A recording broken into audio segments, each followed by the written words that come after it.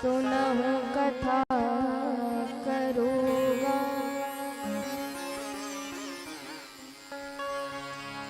आइए हम सभी अपनी मन वाणी को पवित्र करने के लिए भगवान के पावन नाम का कीर्तन करें, तदोपरांत कथा में प्रवेश करें। श्री राम जय राम जय जय राम, श्री राम जय राम जय जय राम, श्री राम जय राम जय जय राम, श्री राम जय राम जय श्री राम जय राम जय जय राम,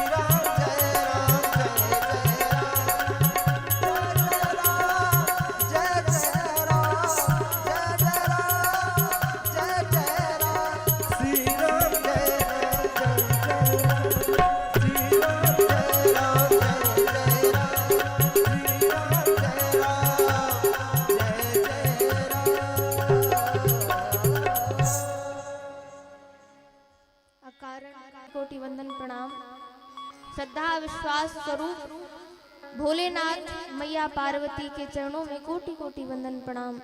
गोस्वामी तुलसीदास जी महाराज के चरणों में कोटि कोटि वंदन प्रणाम। वेद व्यास जी महाराज के चरणों में कोटि कोटि वंदन प्रणाम। श्री सद्गुरुदेव भगवान के चरणों में कोटि कोटि वंदन प्रणाम।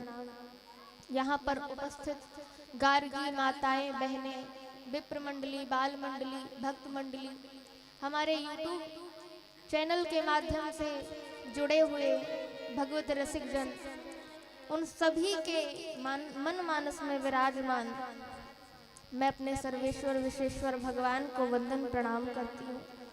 श्री राम मैं सब जग जानी, करहु प्रणाम जोरी जोग पानी, करहु प्रणाम जोरी जोग पानी। यहाँ पर उपस्थित श्री राम कथा के आज चतुर्थ दिवस में हम आप सभी उपस्थित हुए हैं। श्री राम कथा में नित्य श्रद्धा भाव से आप सभी लोग श्रवण कर रहे हैं, अवगाहन कर रहे हैं। और इस कथा के मुख्य यजमान शिव शक्ति बोरवेल महेंद्र त्रिपाठी जी और पप्पू भैया हमारे बड़े ही श्रद्धा भाव के साथ भगवान में उनका चित्त लगा हुआ है। ये बड़े सौभाग्य की बात है, क्योंकि हमारा जो मन है वह भगवान में नहीं लगता, बाकी सब चीजों में लग जाएगा परंतु भगवान में नहीं लगता। परंतु हमारे पप्पू भैया के ऊपर भगवान की असीम कृपा है कि उनका जो मन है, उनका जो चित्त है वह भगवान के चरणार विंद में लगा हुआ है। तो एक बार करतल ध्वनि से इनका अभिवादन करें, इन्हें धन्यवाद दें। बोलिए सियावर रामचंद्र की जय। कल हम आप सभी ने श्री राम कथा में श्री राघवेंद्र सरकार का जन्मोत्सव बड़े धूमधाम से नाचते गाते हुए मनाया। आइए हम सभी आगे की कथा में प्रवेश करें।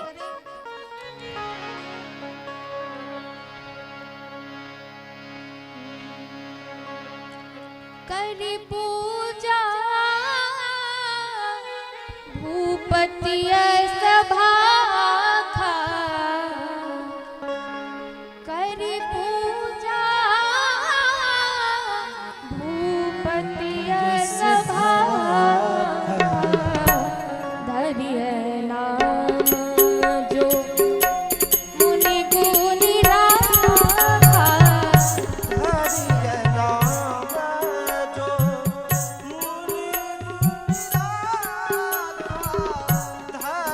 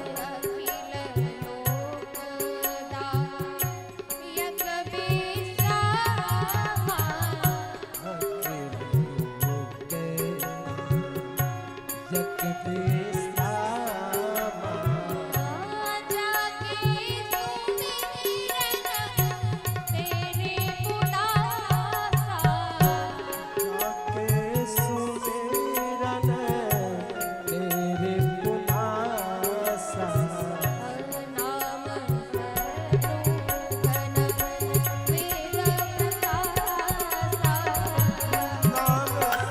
प्रकाशा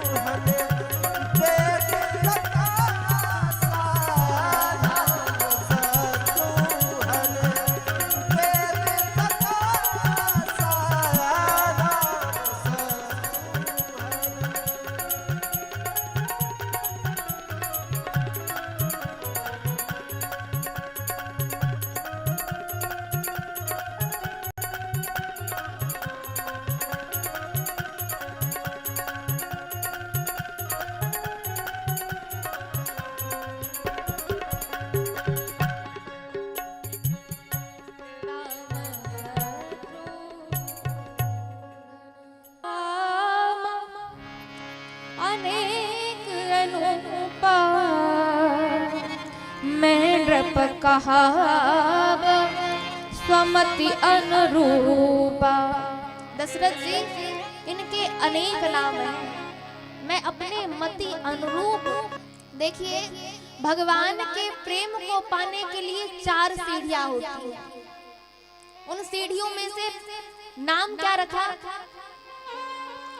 जाके सुमिरन तेरे पुनासा नाम शत्रुहना वेद प्रकाशा नाम शत्रुहना वेद प्रकाशा।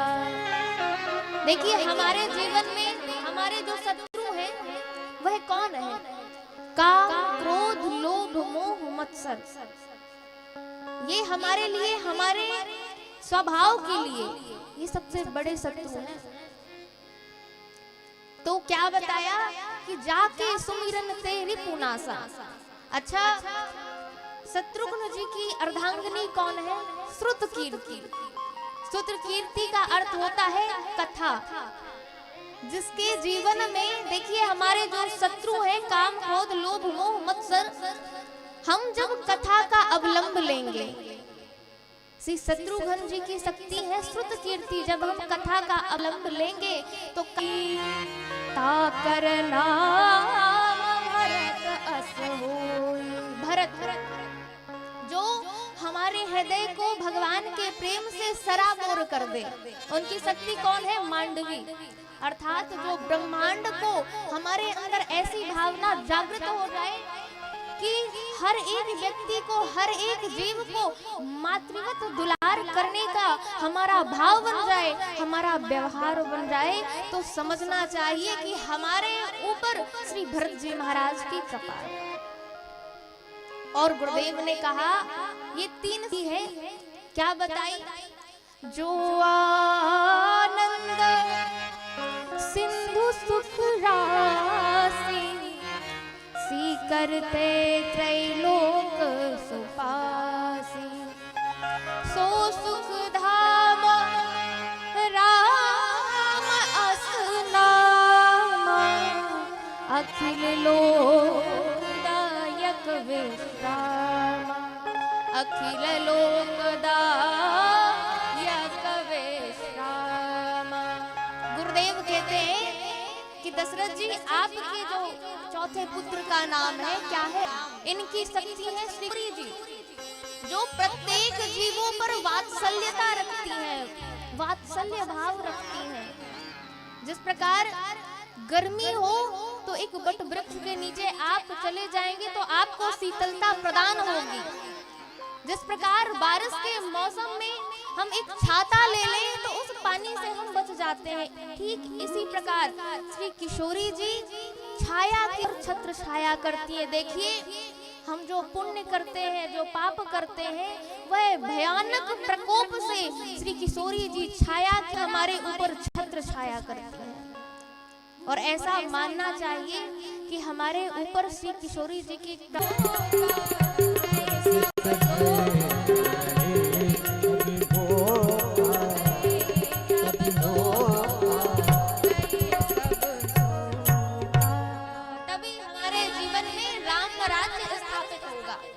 अच्छा, ये जो वर्णन किया है कि जो आनंद सिंधु सुख राशि, सीकर, सीकर किसे कहते हैं? अच्छा, आप लोग प्रैक्टिकल कर लीजिएगा घर में जाकर। एक कप में पानी लीजिएगा और माचिस की जो तिली होती है उसको उस कप में पानी में डुबा दीजिएगा, और जब निकालेंगे उसको तो उसमें एक बूंद पानी नहीं आता, परंतु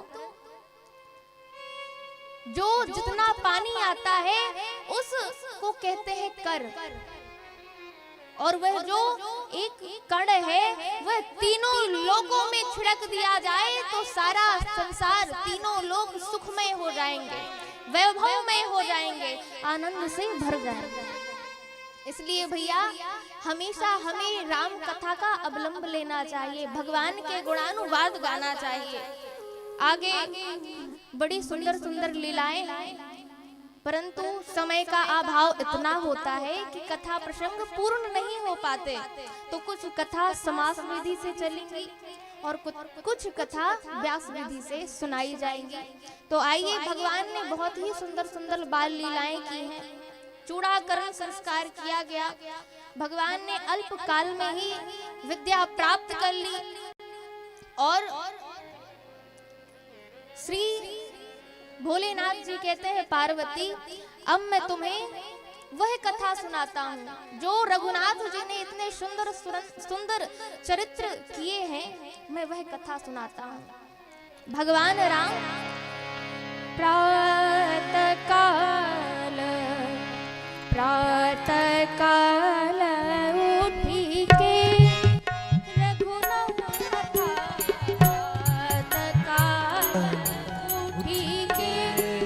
रघुनाथ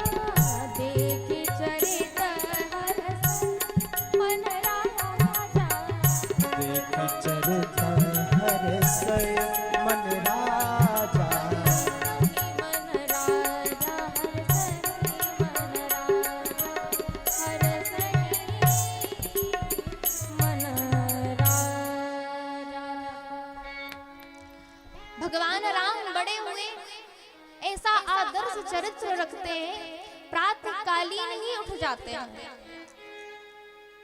सबके चरणों में, बड़े बुजुर्ग सबके चरणों में वह प्रणाम करते हैं।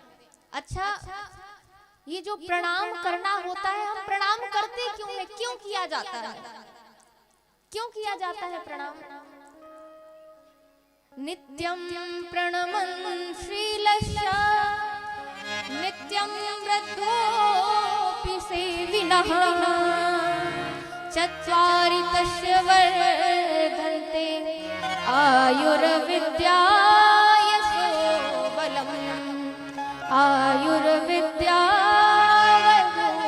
बलम्। देखिए प्रणाम क्यों किया जाता है, इसलिए किया जाता है, प्रणाम करने से चार चीजें हमारे जीवन में आती हैं। पहला, हमारी आयु बढ़ती है। जब हम माता पिता वृद्ध जनों को प्रणाम करते हैं तो हमारी आयु बढ़ती है, आयु विद्या ज्ञान बढ़ता है, हमारी यश कीर्ति बढ़ती है, आयु विद्या यशो बलम, और हमारा बल बढ़ता है। तो हमें प्रातः कालीन उठकर माता पिता बड़े बुजुर्गों के चरणों में वंदन प्रणाम करना चाहिए। इस प्रकार से बड़े ही सुंदर सुंदर चरित्र श्री रघुवीर कर रहे हैं। आज श्री दशरथ जी महाराज देखकर बड़े ही गदगद हैं। भोलेनाथ कहते हैं पार्वती अब मैं आपको वह कथा सुनाता हूँ, आगिली काज विचार बहोरी। अब मैं वह चरित्र गाता हूँ, यह सब चरित्र कहा मैं गाई, आगली कथा सुनो मन लाई। हे पार्वती अब तुम मन लगाकर सुनो। किसका परिचय देते हैं? विश्वामित्र महामुनि ज्ञानी, विश्वामित्र महामुनि ज्ञानी, बसहि विपिन सुबाहि डरन। विश्वामित्र का जो नाम है उसका अर्थ क्या है? जो विश्व का मित्र है वह विश्वामित्र। उनके विश्वामित्र जी के मन में आज चिंता है। गादी तनय मन चिंता व्यापी, हरि बिनु मरहि न निश्चर पापी, हरि बिनु मरहि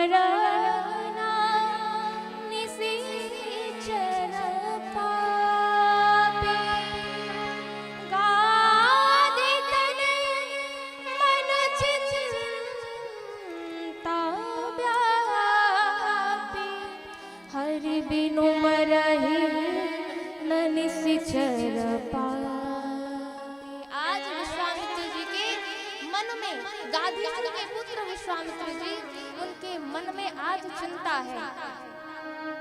अब प्रश्ननीय विचारणीय बात यह है कि विश्वामित्र तो संत हैं, परंतु उनके मन में चिंता क्यों? उन्हें तो चिंतन होना चाहिए, पर आज विश्वामित्र जी के मन में चिंता है। संत महात्माओं के मन में जब चिंता होती है तब वह कर्म इंद्रियों को प्रकाशित करता है। चिंता क्या करता है? हमारी कर्म इंद्रियों को प्रकाशित करता है, और चिंतन हमारी ज्ञान इंद्रियों को प्रकाशित करता है। तो जब भगत भक्ति के माध्यम से भगवान को प्राप्त नहीं कर पाता तब उसे चिंता होती है। जब योगी अपने योग के माध्यम से परमात्मा को नहीं पाता तब उसे चिंता होती है। और संत के सामने जब चिंता होती है ना तो उसके सामने संसार आता है, और संत जब चिंतन करते हैं तो उनके सामने भगवान आते हैं। परंतु आज चिंता किस बात की है विश्वामित्र को? आज विश्वामित्र जी देख रहे हैं कि जब यज्ञ करते हैं तो आताताई असुर यज्ञ को विध्वंस कर देते हैं। पापाचार का बोलबाला हो गया, तो गौ धेनु संत की रक्षार्थ हेतु आज विश्वामित्र जी को चिंता हो रही है। इसलिए गादी तनय मन चिंता व्यापी, हरि बिनु मरहि न निश्चर पापी। तब विश्वामित्र जी ने क्या किया? तब मुनिवर मन कीन विचारा, प्रभु अवतर्यउ हरण महि भारा। विचार किया कि प्रभु ने अवतार लिया है। ये जो राक्षस है ना, बिना भगवान के वध किए उद्धार किए ये समाप्त होने वाले नहीं है। तो आज विश्वामित्र जी विचार कर रहे हैं, जब भगवान ने अवतार लिया है तो मैं क्यों ना भगवान को ही मांगने जाऊं।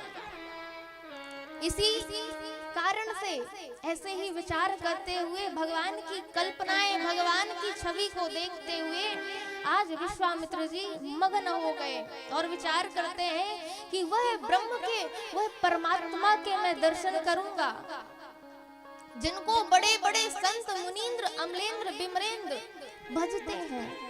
महात्मा संत जब उनका नाम लेते लेते उनका जन्म बीत जाता है। मैं आज उन भगवान के दर्शन करूंगा। इस प्रकार से विचार करते करते बहुविधि करत मनोरथ जात लागी नहीं बार करिम जन गए भूप दरबार गए भूप दरबार। जब यह विचार करते करते आज सरयू जी निकट आ गई। सरयू जी में विश्वामित्र जी ने स्नान किया है। तदोपरांत वह महल में प्रवेश किए। श्री चक्रवर्ती दशरथ जी महाराज को जब पता चला कि विश्वामित्र जी आए हैं, वह गदगद हो गए। मुनियों की मंडली लेकर, विप्रों की मंडली लेकर मुनियागमन सुना जब राजा मिलन गए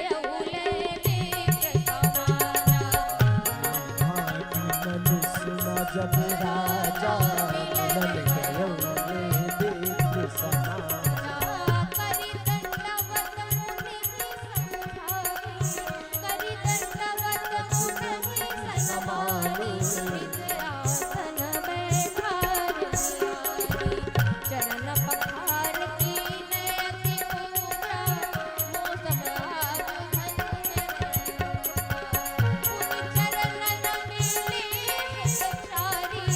राम देख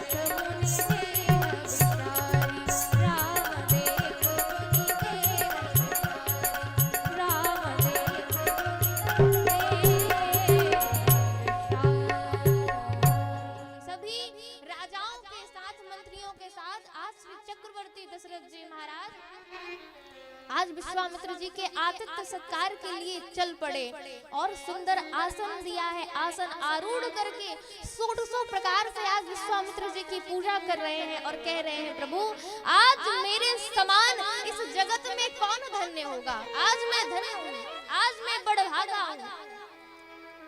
अपने पुत्रों को बुलाया है। पुनि चरणन में ले सुतचारी। चारों ने दंडवत प्रणाम किया। जैसे ही विश्वामित्र जी ने देखा राम जी की छवि को, वह आह्लादित हो गए और अपने देह की सुधि भूल गए आज। और विचार करते हैं, कहते हैं, जब विश्वामित्र जी से श्री दशरथ जी महाराज ने पूछा कि हे नाथ, आप किस कारण से, कही कारण आगमन तुम्हारा, कहूं सो करत न लाभ हुआरा। आप कहिए कि आपका आगमन किस कारण से हुआ है। तो विश्वामित्र जी कहते हैं, विश्वामित्र जी कह रहे हैं कि मैं राजन इसलिए आया हूँ, जब मैं यज्ञ करता हूँ ना, तो असुर हमारे यज्ञ को विध्वंस कर देते हैं, उसमें विघ्न उत्पन्न कर देते हैं।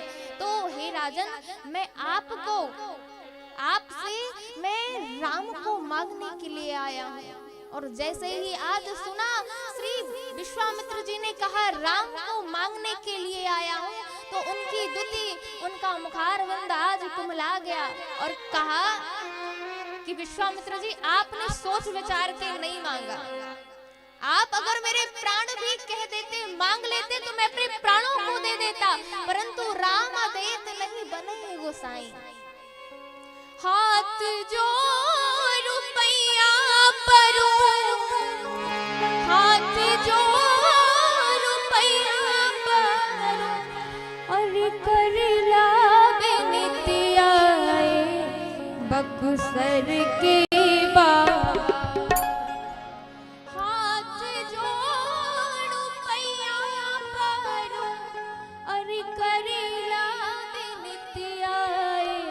बक्सर के बाबा मांगले उधेनु धन को गए बक्सर के बाबा।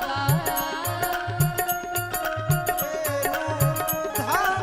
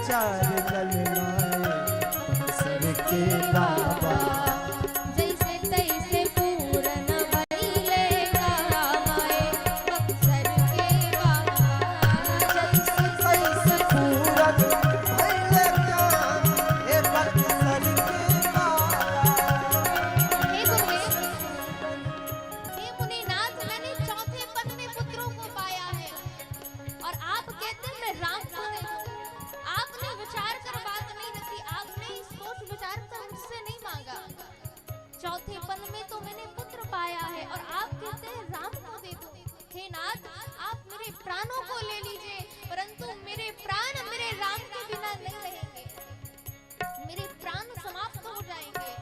तो नाथ आप कुछ भी मांग लीजिए, भूमि मांग लीजिए, धन मांग लीजिए, कोष मांग लीजिए, आप सर्वस्व मांग लीजिए, परंतु राम को मत मांगिए।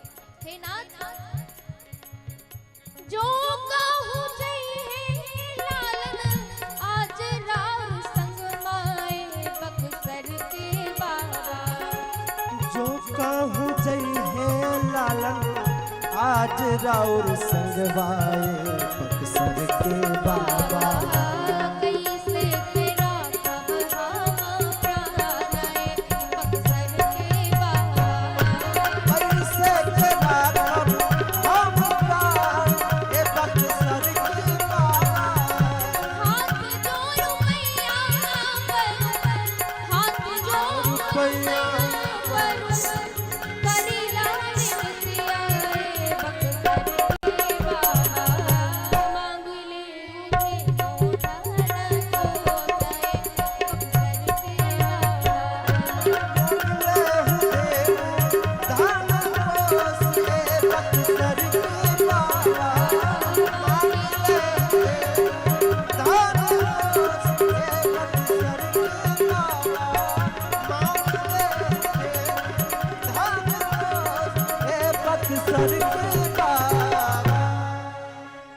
हे सरकार आप सब कुछ मांग लीजिए, परंतु अनेक प्रकार से आज वशिष्ठ जी महाराज ने श्री दशरथ जी महाराज को समझाया है, बुझाया है।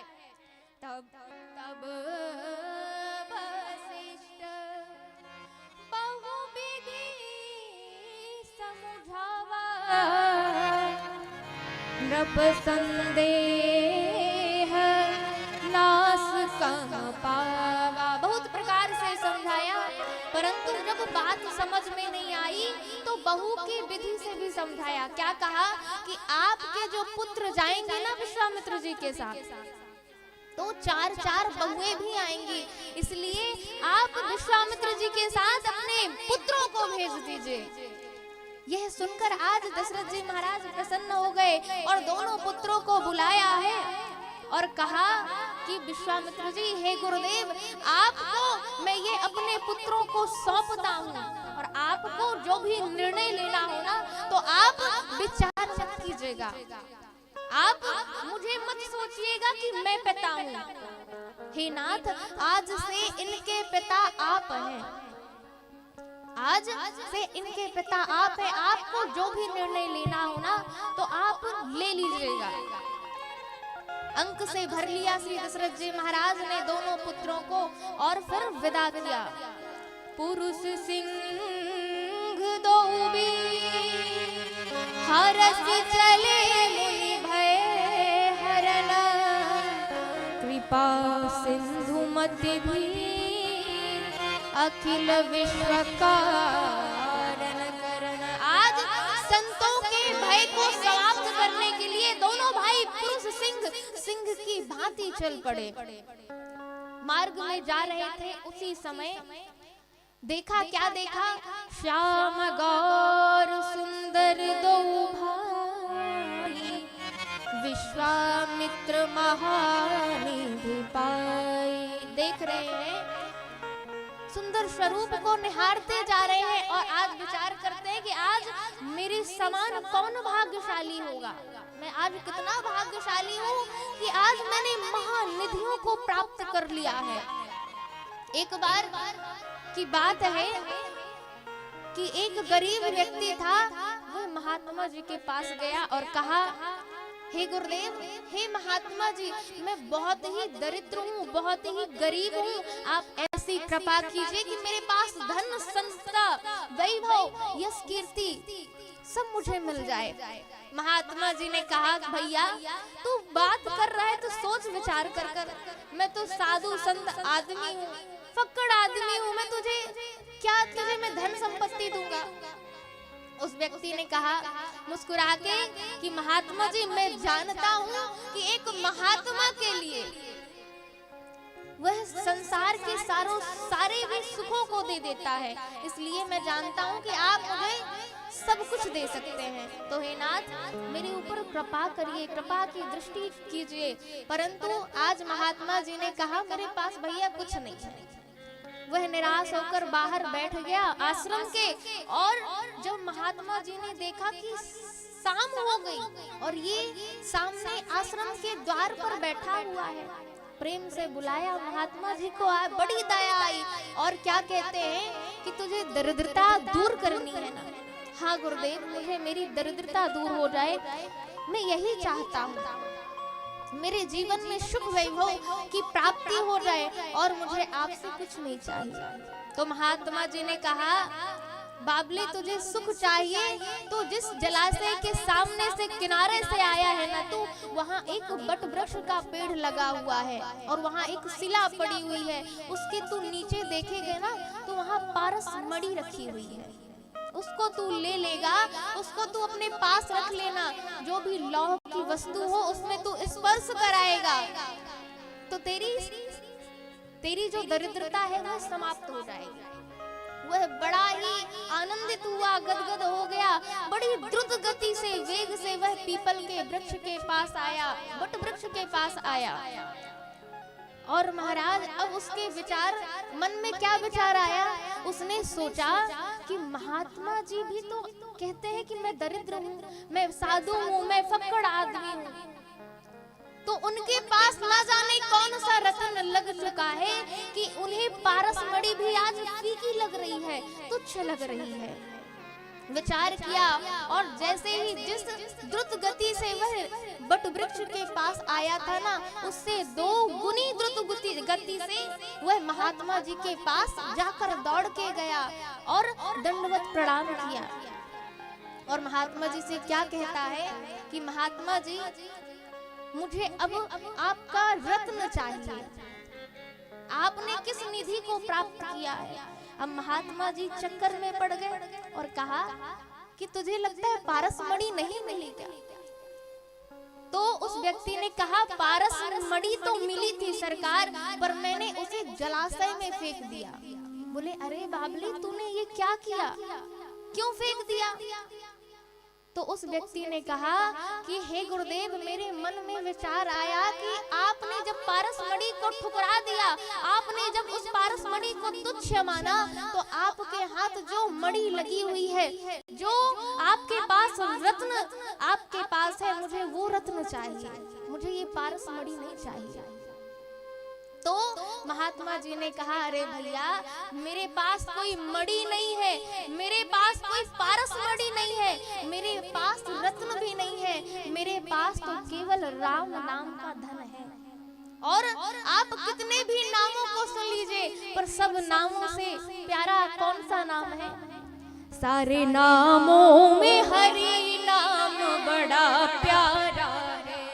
सारे नामों में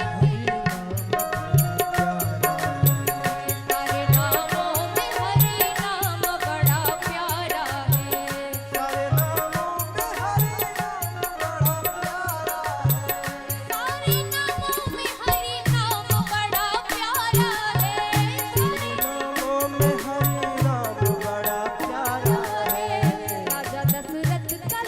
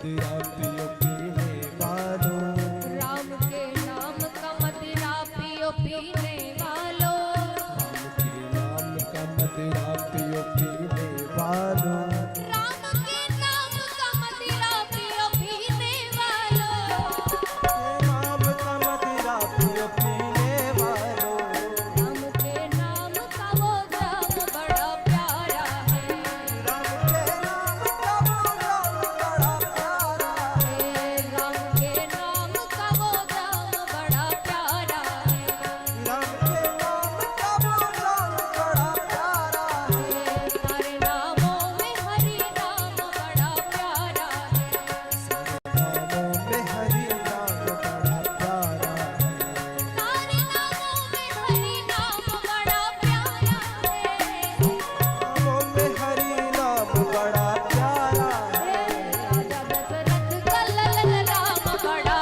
प्यारा है, राजा दशरथ का ललन राम बड़ा प्यारा है।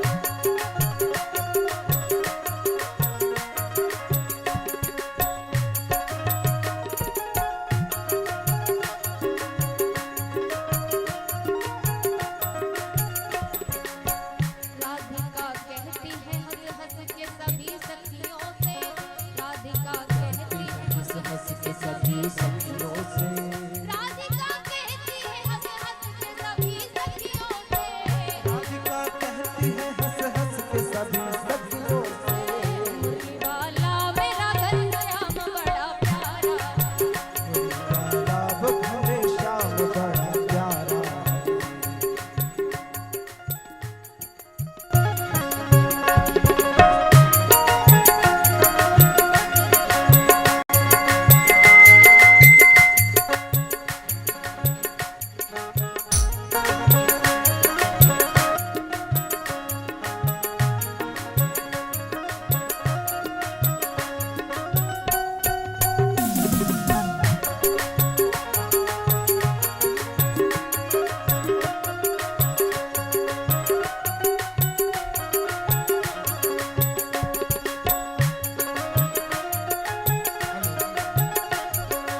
हेलो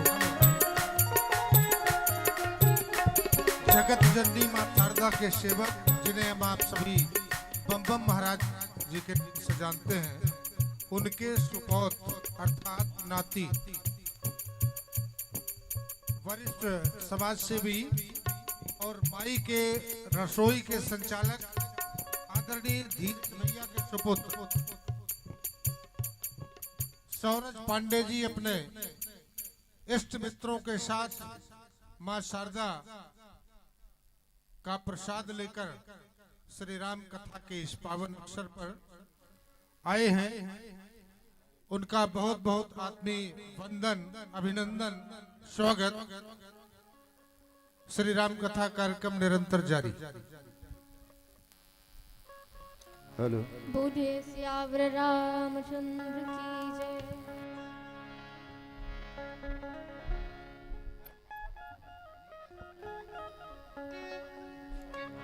सारे नामों में हरि नाम बड़ा प्यारा है, सारे नामों में हरि नाम बड़ा प्यारा है। राजा दशरथ का ललन राम बड़ा प्यारा है, राजा दशरथ का ललन राम बड़ा प्यारा है। श्री विश्वामित्र जी दोनों भाइयों के सहित मार्ग से जा ही रहे थे। ताड़क वन में क्या देखा? चले जात मुनि दीन दिखाई, सुनी ताड़का क्रोध क्रोध कर धाई, सुनि ताड़का क्रोध कर धाई। विश्वामित्र जी दोनों भाइयों को कथा ही श्रवण करा रहे थे। मार्ग में जाते हुए सुना, ताड़का ने उन कथा के वचनों को सुना, शब्दों को सुना, तो आज ताड़का भगवान के निकट आ गया। परंतु देखिए आज भगवान ने क्या किया, जब ताड़का मारने के उद्देश्य से भगवान के पास आई तो भगवान ने उसे मारा नहीं और कहा विश्वामित्र जी, हे गुरुदेव, यह तो एक अबला है, इसे क्या मारूं मैं। विश्वामित्र जी ने कहा, राम तुम इसे अबला समझ रहे हो, ये अबला नहीं है, ये तुम्हारे मार्ग की बला है, इसे मार दो, यह तुम्हारे मार्ग की बला है। राम जी ने कहा, राम जी ने एक ही बान प्राण हर लीना, दीन जानते ही निज पद दीना। भगवान ने दीन जानकर, आज जैसे ही ताड़का ने सुना कथा को, भगवान के पैरों की चलने की आहट को सुना और उनके चरणार विंद को देखा, तो वह सुंदर रूप बना के नहीं आई, वह जैसी थी वैसे ही आ गई। और आज भगवान ने, क्योंकि देखिए जिसका कोई सहारा नहीं होता उसका भगवान सहारा होता है, आज जैसी थी ताड़का उसी रूप में आ गई। भगवान ने उसे दीन जानकर अपने परम पद को प्राप्त करा दिया। आगे जब विश्वामित्र जी ने देखा भगवान की योग्यता को, भगवान को पहचान लिया, तब विश्वामित्र जी ने अपने अस्त्र शस्त्रों को और बला अति बला शक्तियों को प्रदान किया। आयुध सर्व समर्पिके प्रभु निज आश्रमा, कंद मूल फल भोजना, दीन भगत हित जानी। देखिए यहाँ पे बड़ा सुंदर संकेत मिलता है कि आज श्री विश्वामित्र जी ने सब कुछ सौंप दिया, और जब हम अपना सब भार भगवान के हाथ में सौंप देते हैं तो भगवान को विचार नहीं करना पड़ता और हमें विचार नहीं करना पड़ता, फिर भगवान स्वयं ही कृपा करते हैं। कैसे कृपा करते हैं, जब आज विश्वामित्र जी ने सब कुछ सौंप दिया तो भगवान ने कहा, क्या कहा, प्रात कहा मुनि शन रघुराई, निर्भय जग करम तुम जाई। हे मुनिनाथ आप निर्भय हो जाइए। जो भगवान की शरण में चला जाता है भगवान उसे निर्भय कर देते हैं। आज वही काम क्या किया, विश्वामित्र जी ने भी वही काम किया कि सब कुछ अपना सौंप दिया, और सौंपने के बाद जब देखा भगवान ने कि आज विश्वामित्र जी ने सब कुछ सौंप दिया, तो भगवान आज संतों को, विश्वामित्र जी को, सबको निर्भय कर देते हैं। यज्ञ प्रारंभ हुआ, भगवान मख के उस यज्ञ की रक्षा में तत्पर हो गए। सुनि मारीच निशाचर क्रोधी, सुनि मारीच निशाचर क्रोधी, लय सहाय आवा मुनि द्रोही, लय सहाय धावा मुनि द्रोही, बिनु फरमान राम तेहि मारा,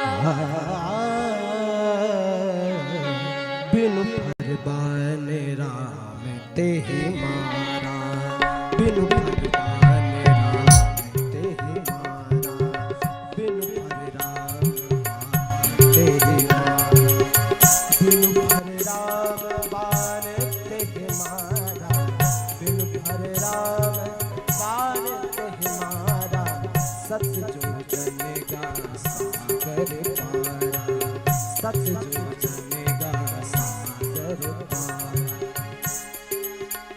बाबा किसर सुबाहु मुनि मारा,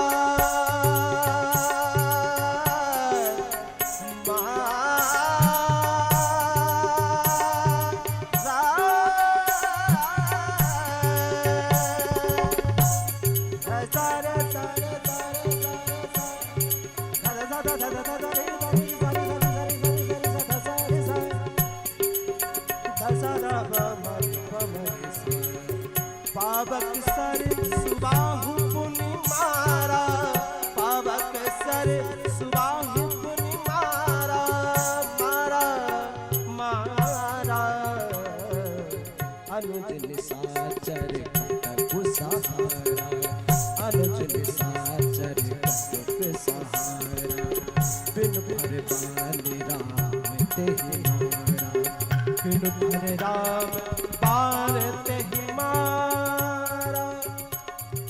दादा सा दादा सा दादा सा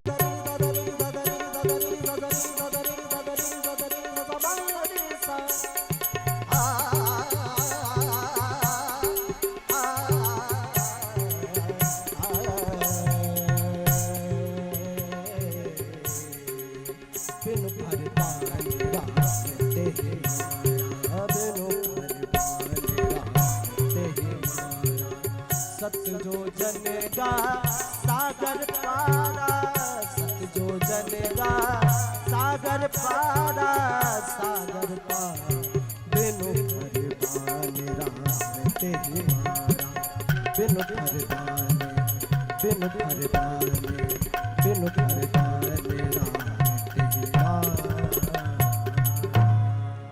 सारे असुरों के समूह के साथ आज मारीच और सुबाहु यज्ञ को विध्वंस करने के लिए वहां धावा बोल गए, वहां पहुंच गए। और क्या देखा? भगवान के सुंदर स्वरूप को आज देखा। भगवान ने देखा तो मारीच और सुबाहु बिना फर का बाण आज मारीच को मारा। वह सत योजन का सागर पारा 100 योजन दूर गया और अग्निबाण सुबाहु को मारा और उसका उद्धार कर दिया। और कुछ दिवस तक वहां पर रघुनाथ जी भैया सहित विश्वामित्र जी के साथ उस पावन स्थल पर रहे। और विश्वामित्र जी ने कहा कि धनुष यज्ञ सुनि रघुकुल नाथा, आपने इस यज्ञ की रक्षा की।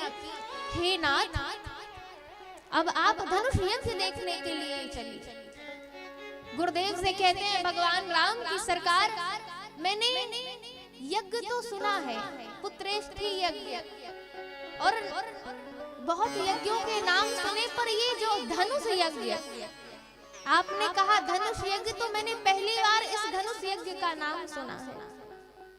ये कैसा यज्ञ है सरकार? तो विश्वामित्र जी कहते हैं, हे राघवेंद्र, हे सरकार, हे राघवेंद्र, ये जो आप ना यज्ञ की रक्षा करने आए हैं, आप यज्ञ की रक्षा करने आए हैं, तो ये जो धनुष का यज्ञ है तो यह भी यज्ञ ही मान के चलिए, क्योंकि आप धनुष यज्ञ देखने जा रहे हैं। और दोनों भाई बड़े हर्षित होते हुए आज मार्ग से विश्वामित्र जी के साथ चल पड़े। और क्या बड़ा ही सुंदर मार्ग, परंतु चलते चलते आज रामभद्र जी एक स्थान पर रुक गए। विश्वामित्र जी ने कहा, रामभद्र जी आप यहाँ पर रुक क्यों गए हैं? यहाँ तो कोई ऐसा भवन नहीं है, यहाँ तो कोई ऐसा मनोरम दृश्य नहीं है, आप रुक क्यों गए? तो आज राम जी ने कहा, सरकार मुझे ऐसा लगता है कि यहाँ पर कोई पुण्य महात्मा रहते थे, कोई संत रहते थे, क्योंकि यहाँ मैं माना कि यहाँ कोई महल नहीं है, परंतु ये जो स्थल है, यह जो भूमि है, वह सुहावनी तो नहीं है, परंतु मनभावनी है, पवित्र है। यह भूमि पवित्र है और यहाँ से ऐसी ऊर्जा आ रही है कि मानो ऐसा लग रहा है कि इस निर्जन भूमि में, इस जंगल में, जहाँ पर देखिए ना गुरुदेव, यहाँ पेड़ तो लगे हुए हैं पर पत्ते नहीं हैं, ऐसी निर्जन भूमि है, परंतु यहाँ के स्वर से, और ये देखिए गुरुदेव, ये शिला कैसी पड़ी है, ऋषि आश्रम सी कोई पुण्य थली, आज लगे उजड़ी उजड़ी, नर नारी हुना, पशु पक्षी हुना, सुनसान दशा बिगड़ी बिगड़ी। हे नाथ, यहाँ ना नर है, ना नारी है, ना पशु है, ना पक्षी है, ना यहाँ पेड़, ये कैसी भूमि है? यहाँ की तो लता पता भी सूख गए हैं। हे सरकार, मेरे मन में ऐसी उत्कंठा है, हे कहिए गुरुदेव कृपा करके ये कैसी शिला मगमाही पड़ी, यह कैसी शिला मगमाही पड़ी। गुरुदेव ने कहा, रामभद्र जी, जिसकी तरफ कोई नहीं देखता उसकी तरफ आप क्यों देख रहे हैं? आप इसकी तरफ क्यों देख रहे हैं?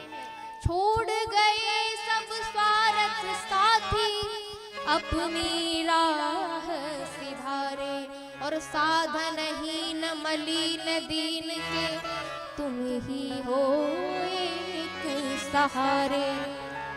जिसकी तरफ कोई नहीं देखता, सरकार, हे रामभद्र जी, आप क्यों देख रहे हैं? राम जी ने कहा, हे गुरुदेव, जिसकी तरफ कोई नहीं देखता, जिसका कोई नहीं होता, उसका मैं हूं। जो अनाथ हैं, जिनके कोई नाथ नहीं है, उनका नाथ मैं हूं। ये सरकार, ये कैसी शिला पड़ी हुई है? तो क्या कहते हैं? गौतम नारी श्राप बस उपल देह धरी थी, चरण कमल रज चाहती, कृपा करो रघुवीर, कृपा करो रघुवीर। आज विश्वामित्र जी कहते हैं कि ये गौतम की नारी है, ये श्राप बस, इनके पति ने इन्हें श्राप दे दिया, आज इसलिए यह श्राप के कारण शिला बन गई है। हे नाथ, आप कृपा कीजिए इन पर। और देखिए, आज भगवान पूछ रहे हैं कि ये कैसी शिला है।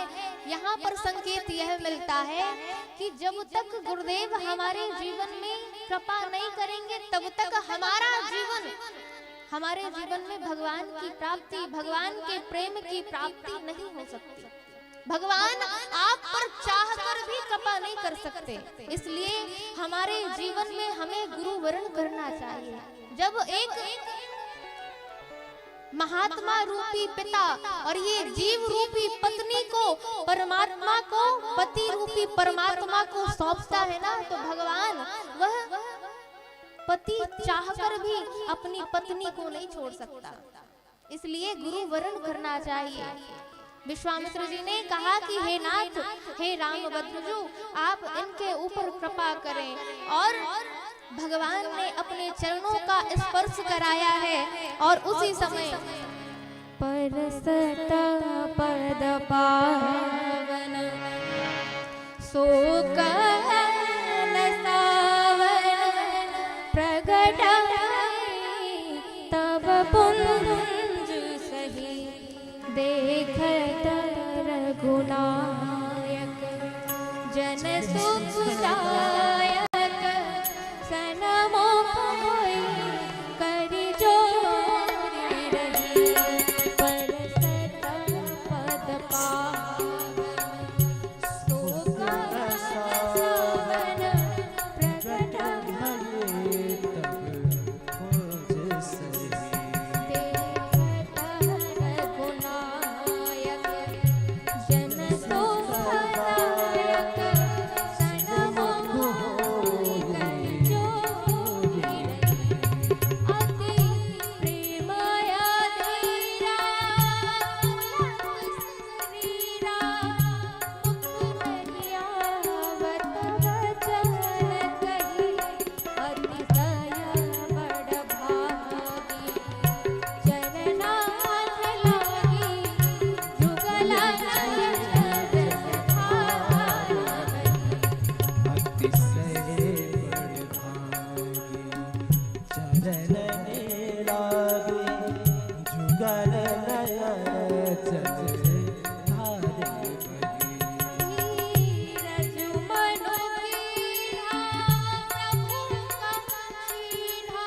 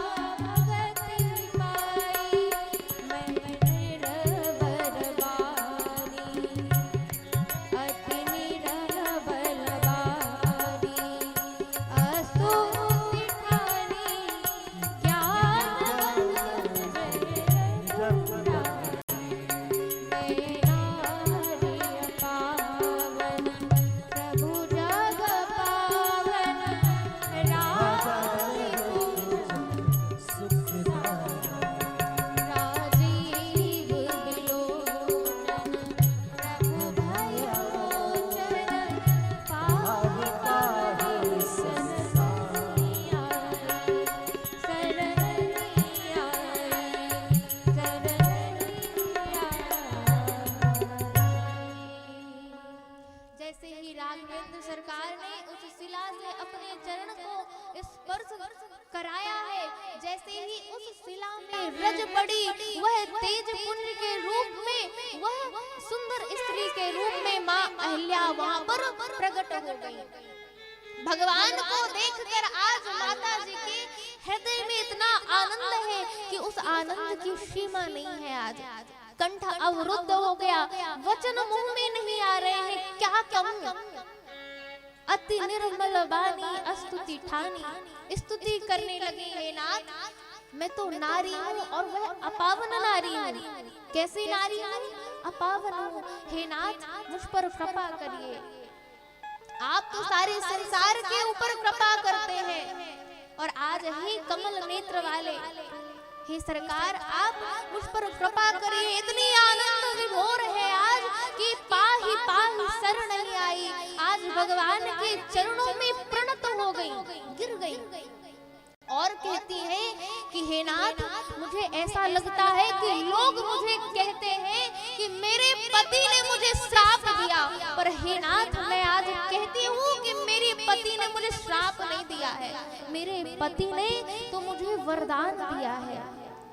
अगर मुझे यह वरदान ना दिया होता तो मैं आपके दर्शन कैसे कर पाती।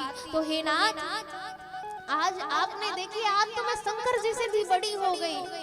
शंकर जी के चरणों से गंगा निकली और शंकर जी ने अपने ललाट पर धारण किया। परंतु हे नाथ मैं तो इतनी सौभाग्यशाली हूँ कि आज आपने मेरे सर पर चरण रख दिया। आज तो मैं शंकर जी से भी बड़ी हो गई। आज मैं सौभाग्यशाली हूँ। आज मेरी सौभाग्य का तो वर्णन ही नहीं किया जा सकता। पर हे नाथ मैं आपसे यह कहना चाहती हूँ कि जिन पगों को प्रथम बार ब्रह्मा जी ने धोया, हे नाथ आज से ये जो आपके चरण कमल है ना, वह चरण कमल मेरे मन में बस जाए। जिस प्रकार एक कमल में मडरा भवराता रहता है, भटकता रहता है, मडराता रहता है, हे नाथ मेरा मन भी आपके चरण कमल रूपी, आपके चरणों में मेरा जो मन रूपी भवरा है वह मडराता रहे, मडराता रहे सरकार। और आपसे मुझे कुछ नहीं चाहिए। जेहि पद सुर सरिता परमा पुनीता प्रगट तब शीस धरी, प्रगट भई शिव शीस धरी। हे नाथ मुझे आपसे यह वरदान चाहिए। बिनती प्रभु मोरी मैं मति भोरी, नाथ न मांगहु बरयाना पद कमल परागा, रस अनुरागा मम मन मधुप करे पावना। मेरा मन हमेशा आपके चरण कमल में भवरा बनकर मडराता रहे, चक्कर लगाता रहे। हे नाथ मेरा चित्त मेरा मन आपके चरण कमलों में अनुरक्त हो जाए। हे नाथ आप मुझ पर कृपा करिए। और गौतम जी की नारी ने जो मन भाया, जो उनको लगा, जो उनके मन में आया, आज वह वरदान प्राप्त करके गई पति लोक आनंद भरी। आज आनंद के साथ गौतम जी की नारी अपने पति लोक को गई, अपने मन में आनंद भरी। हे नाथ आज तुलसीदास जी विचार करते हैं कि ऐसे करुणा निधान, ऐसे दीन बंधु सरकार है, और ये जो मेरा मन है ना कैसा है। अस्तु प्रभु दीन बंधु हरि, कारण रहित दयाल, तुलसीदास सटते ही वधु, छाड़ कपट जंजाल। जिसका कोई नाथ नहीं होता, जिसका कोई सहारा नहीं होता, भगवान नाथों के नाथ नहीं है। भगवान तो अनाथों के नाथ हैं। जब इंसान, एक बार की बात है कि अर्जुन ने कहा कि सरकार आप यह बताइए, जब आप किसी व्यक्ति से प्रेम करते हैं तो कैसे जाना जाए कि आप प्रेम करते हैं उस व्यक्ति से? भगवान ने कहा सबसे पहले तो मैं उसके प्रियजनों को छुड़वा देता हूँ और वह धन संपत्ति के पीछे पड़ा रहता है तो उससे धन संपत्ति भी छीन लेता हूँ। और जब वह हर प्रकार से प्रयास करता है कि मेरी यश कीर्ति बढ़ती रहे, उत्तरोत्तर मेरी वृद्धि होती रहे, परंतु जब वह सब प्रकार से हताश निराश हो जाता है तब वह मेरी शरण में आता है। और जब वह मेरी शरण में निराश हताश होके आता है ना, सब कुछ छोड़ के आता है, तब मैं उसे अपना लेता हूँ। तो भगवान किसे अपनाते हैं? जो संसार में रहते हुए भी सब कुछ छोड़कर भगवान के सहारे रहता है ना, तो भगवान विलंब नहीं करते, भगवान उसे दौड़कर अपना लेते हैं। और देखो भैया, आप कितना भी प्रयास कर लो, आप कितने भी उपाय कर लो कि मैं बढ़ जाऊं, मेरी वृद्धि हो जाए, मेरी उत्तरोत्तर वृद्धि हो, मेरा धन परिवार वैभव रिश्ते नाते सब अच्छा हो, परंतु भगवान ही नहीं चाह रहे, भगवान बढ़ाना नहीं चाह रहे, तो संसार का ऐसा कोई व्यक्ति नहीं है कि आपको बढ़ा सके। जिसे भगवान बढ़ाए उसे गिराए कौन, और जिसे भगवान ही गिराए उसे बढ़ाए कौन? जिसको भगवान बढ़ाते हैं ना, उसे संसार का कोई व्यक्ति नहीं गिरा सकता, और जिसे भगवान ही गिराना चाहे उसे संसार का कोई व्यक्ति, जिसे भगवान गिराए उसे संसार का कोई व्यक्ति उठा नहीं सकता। इसलिए भगवान को आपके धन संपत्ति से मतलब नहीं है भैया। आप कितने बड़े धनवान हो, आप कितने वैभवशाली हो, आप कितने पद में प्रतिष्ठित हो, आपकी केवल और केवल भगवान दैन्यता देखते हैं कि आप कितने दैन्य हो, कितने विनम्र हो, कितने सहज हो, आपके अंदर कितनी दीनता है, दूसरों के प्रति दया भावना है, तो भगवान दीनों के हैं। इस प्रकार तुलसीदास जी कहते हैं कि रे सठ मन, भगवान को छोड़कर तू किसे भज रहा है? तू भगवान को छोड़कर ऐसे भगवान का भजन कर जिससे, क्योंकि भगवान राम जी की चरण कैसे हैं? राम चरण सुखदाई। भगवान की जो चरणों का स्मरण करता है, जो भजता है, उसके जीवन में आनंद ही आनंद और सुख ही सुख प्राप्त होता है। भज मन राम चरण सुखदाई, भज मन राम चरण सुखदाई, भज मन राम चरण सुखदाई, भज मन राम चरण सुखदाई, राम चरण सुखदाई, राम चरण सुखदाई, राम चरण सुखदाई, हे राम चरण सुखदाई, भज मन राम चरण सुखदाई, मन राम चरण सभी लोग तालियों की सेवा करते हैं।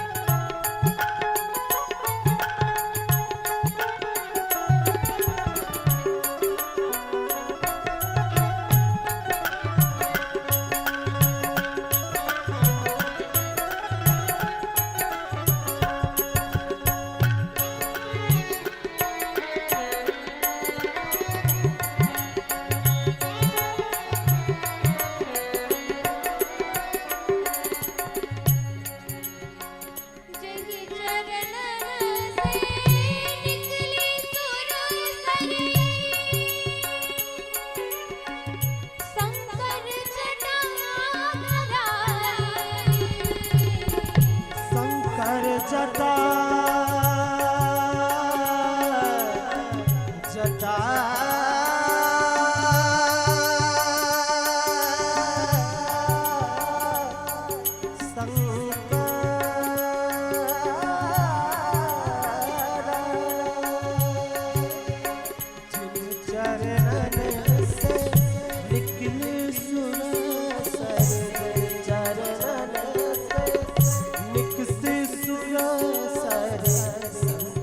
जटा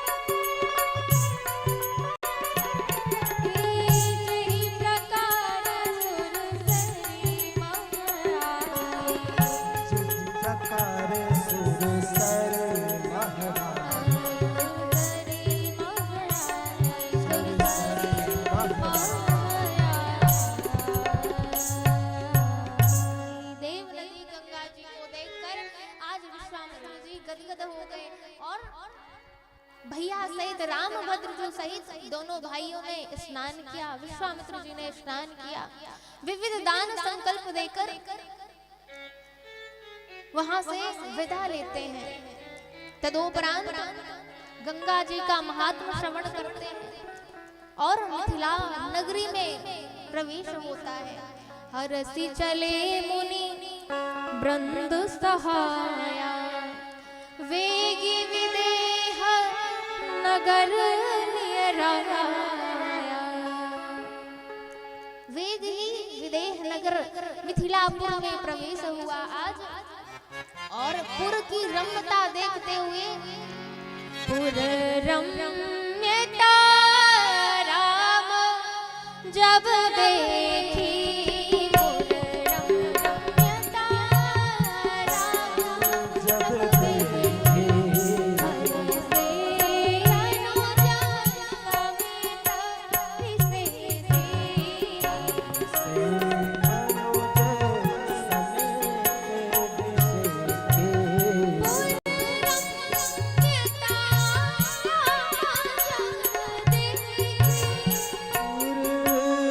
राम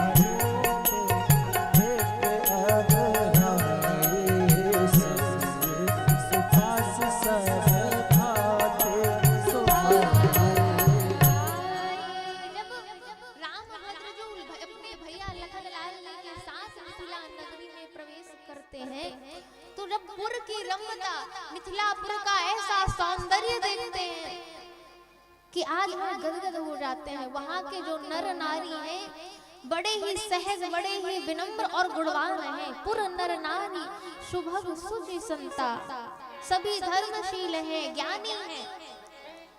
विश्वामित्र जी ने देखा कि एक आम्र का बगीचा है। विश्वामित्र जी ने कहा, राम भद्र, यहाँ पर आज हम सभी को रुकना चाहिए। यहाँ सब प्रकार का सुविधा है। और विश्वामित्र जी वहां पर बैठ गए।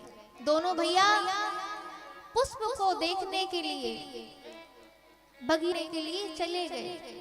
और उसी समय पर विदेहराज जी महाराज को पता चला कि विश्वामित्र महामुनि आए, समाचार मिथिलापति पाए। विश्वामित्र जी की स्तुति पाकर के आज विश्वामित्र जी आए हैं।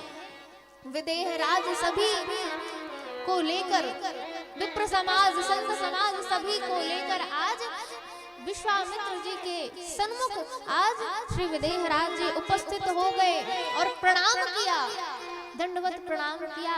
उतने में ही दोनों भाई विदेहराज जी के समक्ष आए। तो विदेहराज जी ने देखा, वह विदेहराज जी का जो मन था वह निर्गुण निराकार ब्रह्म में लगा हुआ था। परंतु आज दोनों भाइयों को देखा तो आज श्री विदेहराज जी महाराज देह की सुधि में आ गए। क्यों आ गए? वह आज जो उनका निर्गुण निराकार में मन लगा हुआ था, आज बरबस ही उनका चित्त श्री राघवेंद्र सरकार को देखने में लग गया। और क्या देखा? विश्वामित्र जी से पूछते हैं कि कहाँ हो नाथ सुंदर दो बालक, मुनि कुल तिलक के समकुल बालक। कहुनाथ सुंदर बालक, मुनि कुल तिलक के समकुल बालक।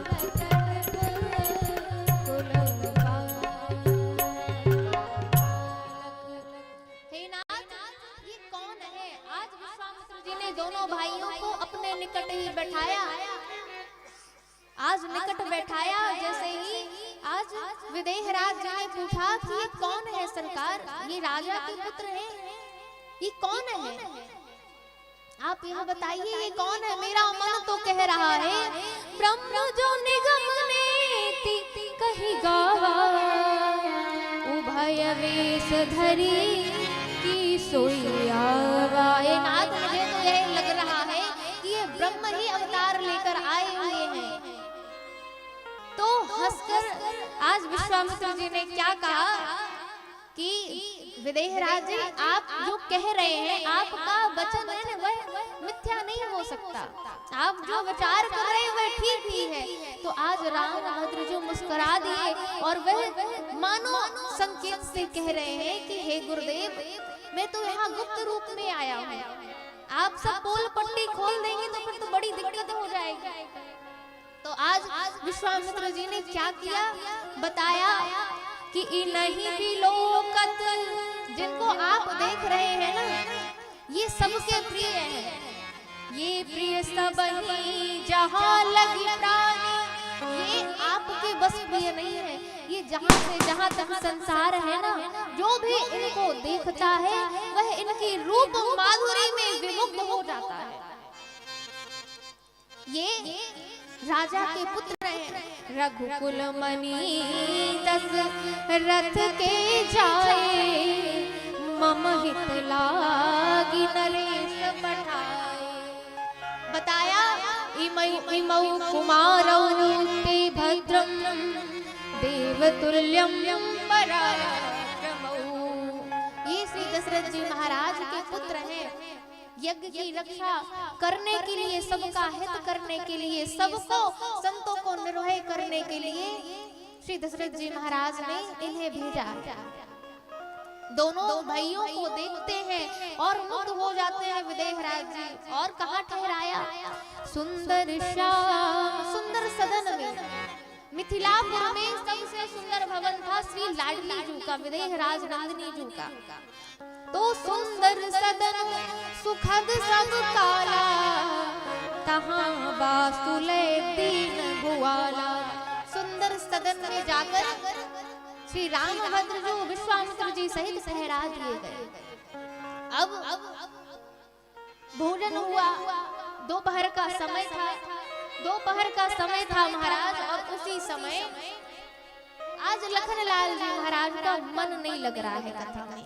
चल तो कथा रही है, राम जी श्रवण कर रहे हैं, परंतु आज कथा में श्री लखनलाल जी का चित्त नहीं लग रहा है। क्यों नहीं लग रहा है? क्योंकि लखनलाल जी कौन है? जीवाचार्य। ये जीवों के आचार्य हैं। और आज लखनलाल जी के हृदय में विशेष उत्कंठा हुई। क्या उत्कंठा हुई? और उस उत्कंठा को भगवान राम जी समझ गए। उत्कंठा क्या हुई? लखन हृदय लाल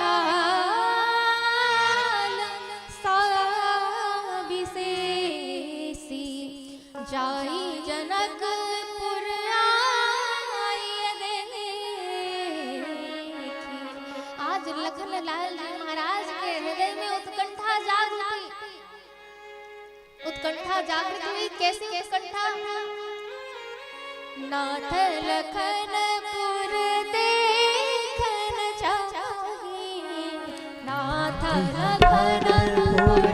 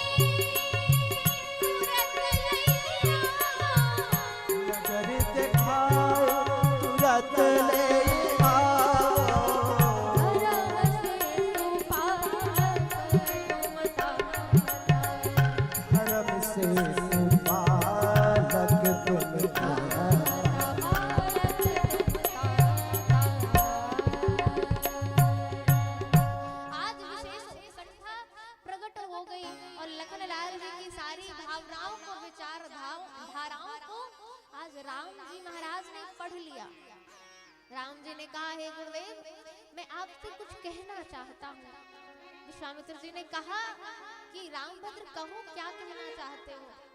राम जी ने कहा सरकार ये जो लखनपुर है ना, तो विश्वामित्र जी कहते हैं ये लखनपुर नहीं है। राम जी ने कहा सरकार मैं ये कहना चाहता हूँ कि लखनपुर देखना चाहते हैं, मिथिलापुर देखना चाहते हैं। अब जब यह बात रखी तो विश्वामित्र जी ने कहा, सरकार आप यह तो बताओ, रामभद्र तुम ये बताओ कि तुम मिथिलापुर कितने बार आए? कभी देखा है तुमने इस मिथिलापुर को? राम जी ने कहा, नहीं नहीं सरकार, कभी नहीं देखा। विश्वामित्र जी कहते हैं, जब तुमने नगर, कभी तुम मिथिलापुर आए नहीं, तुमने मिथिलापुर को देखा नहीं, तो तुम कैसे दिखाओगे? तुम कैसे नगर का दर्शन कराओगे? जब तुमने खुद ही दर्शन नहीं किया तो तुम कैसे कराओगे?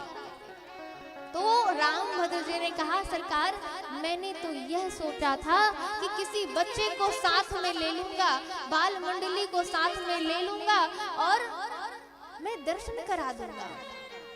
अच्छा तो रामभद्र तुम एक काम करो कि बच्चों को ही भेज दो, लखन लाल जी महाराज बाल मंडली को साथ में लेकर और मिथिलापुर की दर्शन कर लेंगे, आपको जाने की जरूरत नहीं है। रामभद्र जी ने कहा, सरकार यही तो बात है ना कि आप है कौन? गुरुदेव, और ये छोटा भाई लखन ये कैसा है? लालन जोगु लखन लघु लोने। ये अगर ये छोटा है और इसने नगर में यहाँ के नर नारी कैसे है? पूरे नर नारी सुभग सुचि संस्था, गुणवान है, सुशील है सब। सरकार अगर कहीं ना कहीं इस छोटे भैया ने कोई उततंडता कर देना तो नाक किसकी जाएगी? आपकी नाक कट जाएगी। इसलिए सरकार मैं तो यह विचार कर रहा हूँ कि मैं भी इसके साथ जाऊं, क्योंकि यह मर्यादा का पालन करता रहे। सरकार मेरा जाना आवश्यक है। विश्वामित्र जी ने कहा कि तुम रामभद्र कोई तुम नगर भ्रमण कराने के लिए नहीं जा रहे हो, ना ही तुम दर्शन कराने के लिए जा रहे हो। मैं तो जानता हूँ कि जिस प्रकार एक मंदिर में विग्रह की स्थापना होती है ना, तो सारे नगर में उस मूर्ति को, उस विग्रह को दिखाया जाता है, दर्शन कराया जाता है। तो मैं जानता हूँ कि तुम यहाँ के क्या पहुना सरकार बनने वाले हो। तो यहाँ विराजमान होने के पहले तुम अपने स्वरूप को सबको दर्शन कराना चाहते हो। क्यों? क्योंकि यहाँ के जो पुर नर नारी संत है ना, जो सहज है ना, उनकी तपस्या का फल क्या है? तपस्या का फल क्या है? अच्छा एक बात मेरे मन में आई कि अगर आम का वृक्ष लगा है और आम के वृक्ष में अगर आम का फल ना आए तो आम का वृक्ष बेकार है कि नहीं है? बोलिए, बेकार है कि नहीं है? अब आप लोग कह रहे हैं कि बेकार है, ठीक है।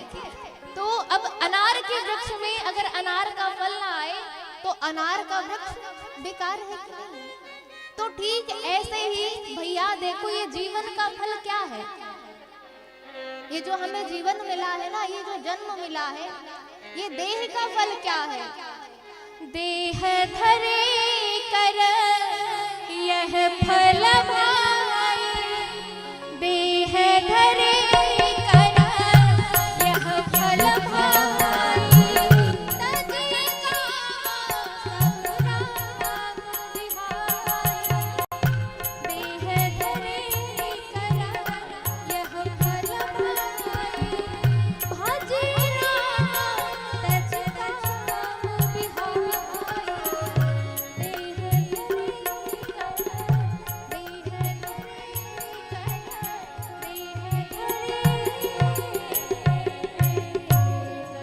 जिस प्रकार आम का वृक्ष आम का फल न लगने पर बेकार होता है, अनार का वृक्ष अनार का फल न लगने पर बेकार होता है, इसी प्रकार हमारा जो ये जीवन का देह का फल है, अगर इस देह से हम भगवान का भजन न करें तो यह देह बेकार है।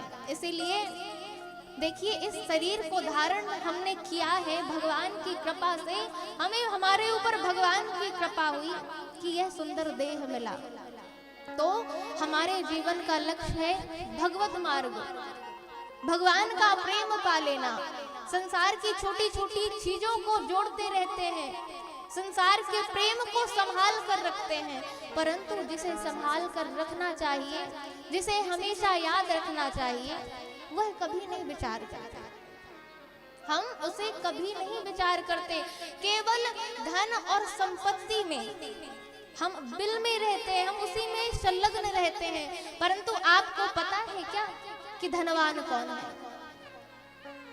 माताओं, आप लोगों को पता है धनवान कौन है? जिसके पास बहुत सारा धन हो, यश कीर्ति हो, सब कुछ हो, तो वो धनवान है क्या? उसे धनवान माना जाएगा। कबीर दास जी कहते हैं, कबीरा सब जग निर्धना, धनवंता नहीं कोई, और धनवंता सोई जाने, जाके राम नाम धन होए।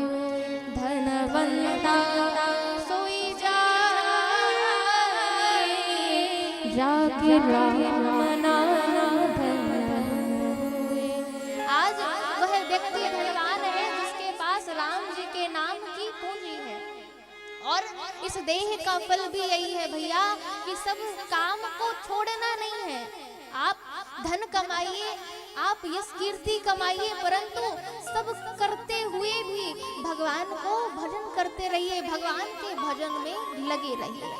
आज लखनलाल जी महाराज विचार करते हैं कि मुझे तो अपने भक्तों को भगवान के, क्योंकि संत ही परमात्मा का दर्शन करा सकता है, तो आज गुरुदेव विश्वामित्र कहते हैं कि राम, तुम नगर दिखाने और देखने के लिए नहीं जा रहे हो, आप तो अपना दर्शन कराने के लिए, सबके नेत्रों को सुफल बनाने के लिए आप जा रहे हैं। तो जाहि देखिया वहु नगर, सुख निधान दो भाई, करम सुफल सबके नयन, सुंदर बदन दिखाई।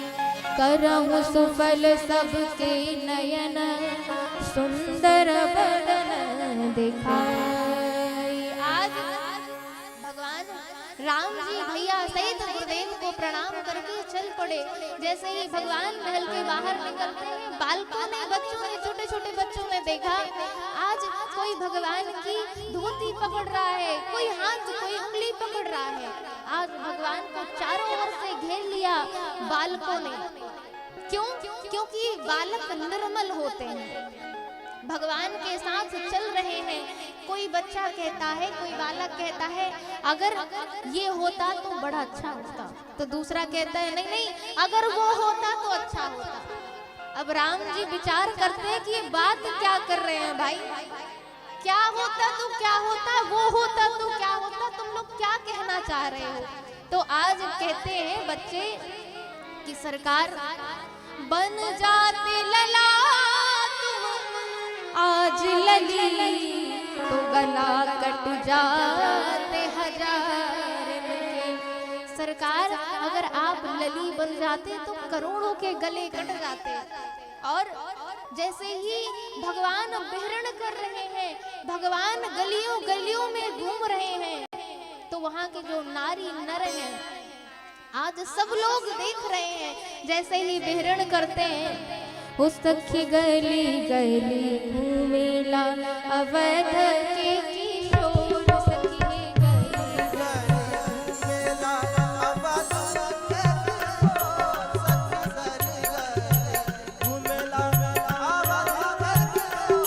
सखी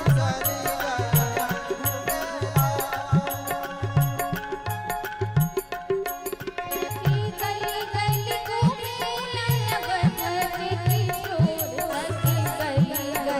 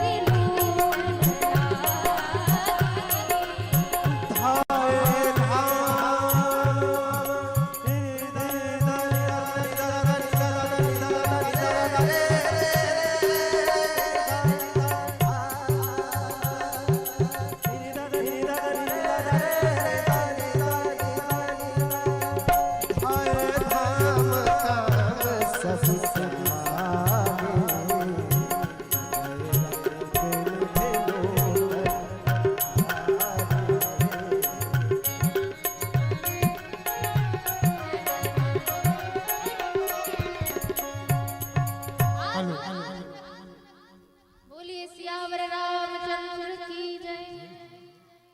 संगीत में श्री राम कथा के चतुर्थ दिवस अर्थात पुष्प वाटिका प्रसंग के पावन अवसर पर हमारे बीच हमारे क्षेत्र के जिला पंचायत सदस्य हमारे बहुत बहुत आदरणीय श्री श्रीधर भैया जी अपने मित्र श्री पीयूष जैन भाई साहब के साथ यहाँ पर गरिमामयी उपस्थिति प्रदान की है। बहुत बहुत अभिनंदन, मंच पर सादर आमंत्रित हैं। इसके साथ ही श्री बबला मिश्रा जी, श्री अखंड भाई साहब, श्री पुनीत द्विवेदी जी, श्री राकेश शुक्ला जी नादन, श्री विक्रम गुप्ता जी, सभी से आग्रह है कृपया मंच पर आएं और व्यासपीठ से आशीर्वाद प्राप्त करें। बहुत बहुत वंदन, अभिनंदन, स्वागत।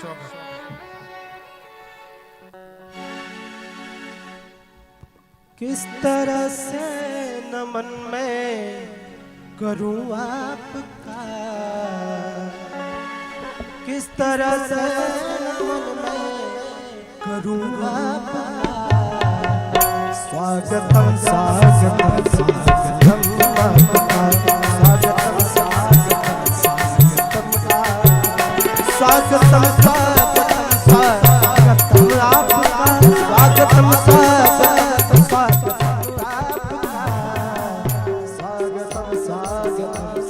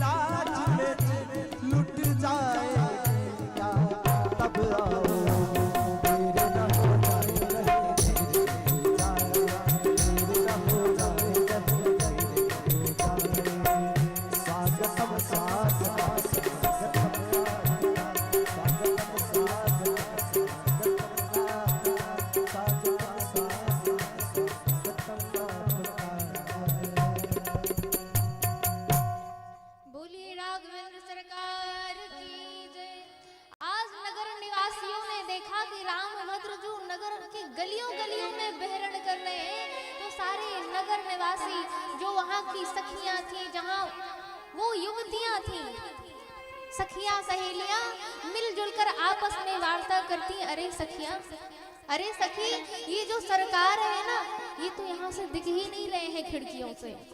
क्यों ना हम अट्टालिकाओं में चढ़ जाएं।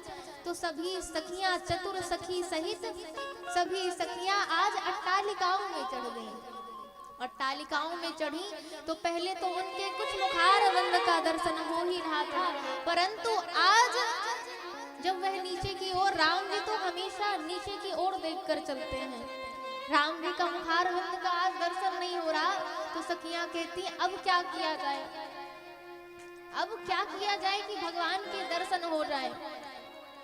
सखियां विनम्र विनम्र निवेदन करती हैं और एक सखी कहती है, सखी मैं तुझे एक बात बताऊं, रहस्य की बात है। तो दूसरी सखी ने कहा हाँ हाँ बिल्कुल बताओ, क्या बताना चाहती हो। तो कहती है, ए दो दशरथ के होठा, ए दो दशरथ के, ए दो दशरथ के होठा,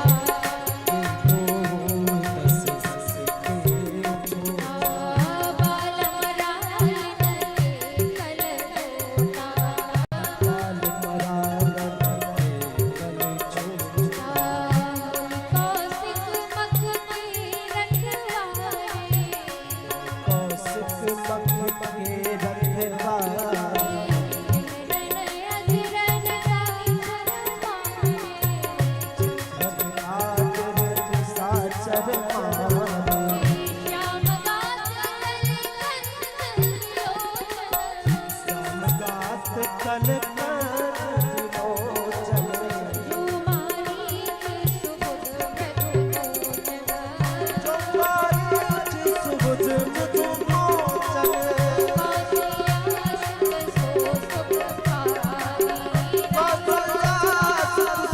सुख खाए राम नाम धन सायक राम नाम धन सायक पाए ये दो दशरथ के कोठा तो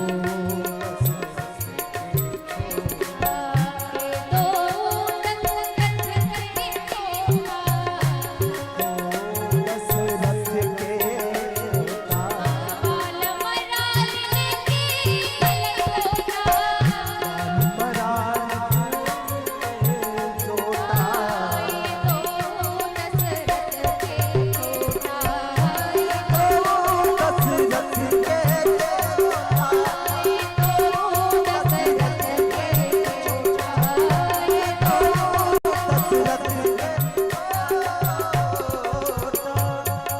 सखी कहती मैं एक राज की बात बताती हूँ आपको पता है। अरे सखी ये दोनों अयोध्या नरेश के पुत्र हैं। और क्या कहती है, एक का नाम राम है, एक का नाम लखन है। ये तुझे पता है, ये बक्सर वाले जो बाबा जी आए हैं ना, उनके साथ आए हैं और सुबाहु मारीच के अहंकार को मर्दन कर दिया। सखी कहती अरे ये तो कितने सुकुमार हैं, कितने सुकोमल हैं, ये राक्षसों का उद्धार कैसे कर सकते होंगे। तो सखी कहती है इस रूप को देखकर तू चक्कर में ना पड़, तुझे पता नहीं है। तो सातवीं सखी क्या कहती है, तुझे ये पता नहीं है। क्या नहीं पता? बोली सतवी सखी राम को देख कर रच दिए हैं विधाता ने जोरी सुख पर धनुष के तोड़े हैं बार से मन में शंका बनी की बनी रहे। मुझे तो ऐसा लगता है, मेरे मन में ऐसी शंका है कि ये छोटे से हैं, ये क्या ही धनुष को तोड़ेंगे। तो सखी आठवीं सखी कहती है, बोली अठवीं सखी राम को देख कर तू अभी इनके चमत्कार को नहीं जानती। बोली अठवीं सखी देखे छोटन में है। बोली अठवीं सखी छोटे देखन में है पर चमत्कार इनका तू जानती नहीं। एक ही बात में ताड़का राक्षसी, एक ही बात में ताड़का राक्षसी उठ सकी ना पड़ी रहे। तुझे इनका चमत्कार नहीं पता, ये देखने में सुकोमल जरूर लग रहे हैं, परंतु इनका चमत्कार ऐसा है कि एक बाण ताड़का को मारा, वह उठ ना सकी, पड़ी की पड़ी ही रही। आज सखी कहती है कि ये विदेह राज जो हमारे राजा है ना जाने इन्होंने कैसा प्रण लेकर रखा है। ये 12 से है, ये क्या ही धनुष को उठाएंगे, पर हमारे मन में ऐसी लालसा है। क्या लालसा है? यही लालसा मगन सब लोग बरसा बरो जान। सबके मन में यही उत्कंठा है, यही अभिलाषा है कि राम जी के लायक तो श्री किशोरी जी हैं। राम जी के लायक इनका विवाह श्री किशोरी जी से हो जाए तो आनंद ही आनंद हो जाए। परंतु सारी वार्तालाप तो आज सखियां कर रही हैं, पर राघवेंद्र सरकार आज निहार भी नहीं रहे। सखी कहती है कि हे सरकार, आप किस गुमान में पड़े हुए हो? आज आपने जो सर को नीचे झुकाया हुआ है, हम तो अपने अहंकार को तोड़ चुकी हैं, पर सरकार आप एक कृपा की दृष्टि कीजिए। हे रघुनाथ जी, तनिक देख लीजिए। हे रघुनाथ जी, कनि हेरो रघुनाथ जी हमारी ओरिया, हमारी ओरिया जी, हमारी ओरिया तनिका देखो रघुनाथ जी, हमारी ओरिया तनिका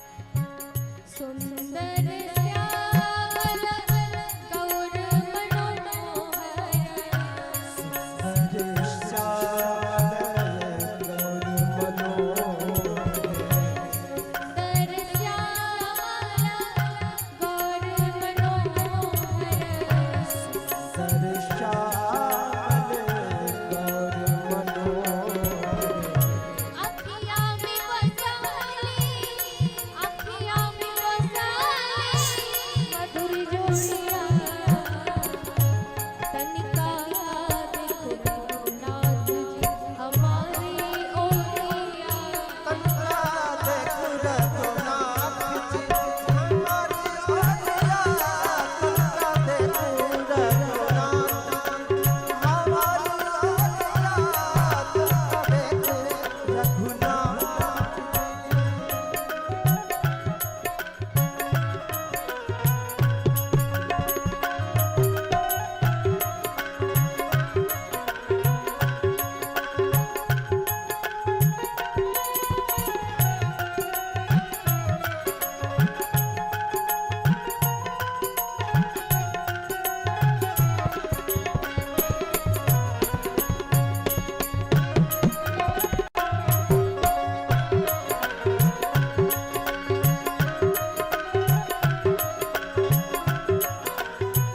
सखिया क्या कहती है सखिया?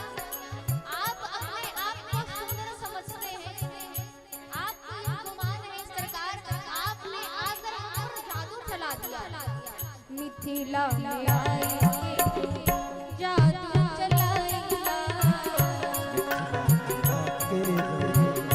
जादू चलाएगा जादू चलाएगा तू जादू चलाएगा जादू चलाएगा जादू चलाएगा हुआ है कैला जनक के चित चोरिया जन चित चोरिया तनिका तनिका तनिका देखो रघुनाथ हमारी ओरिया देखो रघुनाथ हमारी ओरिया देखो रघुनाथ हे सरकार, हम आपकी सुंदरता को लेकर मोहित हो गए हैं और हम आपसे निवेदन करती हैं, आज सखियों के नेत्रों में आंसू जल छा गए और कहती है सरकार, आप बहुत ही सुंदर हैं, हम मानते हैं, परंतु प्रभु आप ऐसी कृपा कीजिए कि आप तनिक अपनी कोरों से भी हमें देख लेंगे तो हम अपने आप को धन्य धन्य मानेंगे। आज सखियां निवेदन कर रही हैं। सुंदर श्यामल सुंदर श्यामल नाथ हसीरो सुंदर श्यामल नाथ छवि छे चल चलो की कोरिया चल चलो की कोरिया तनिका तनिका रघुनाथ हमारी ओरिया रघुनाथ हमारी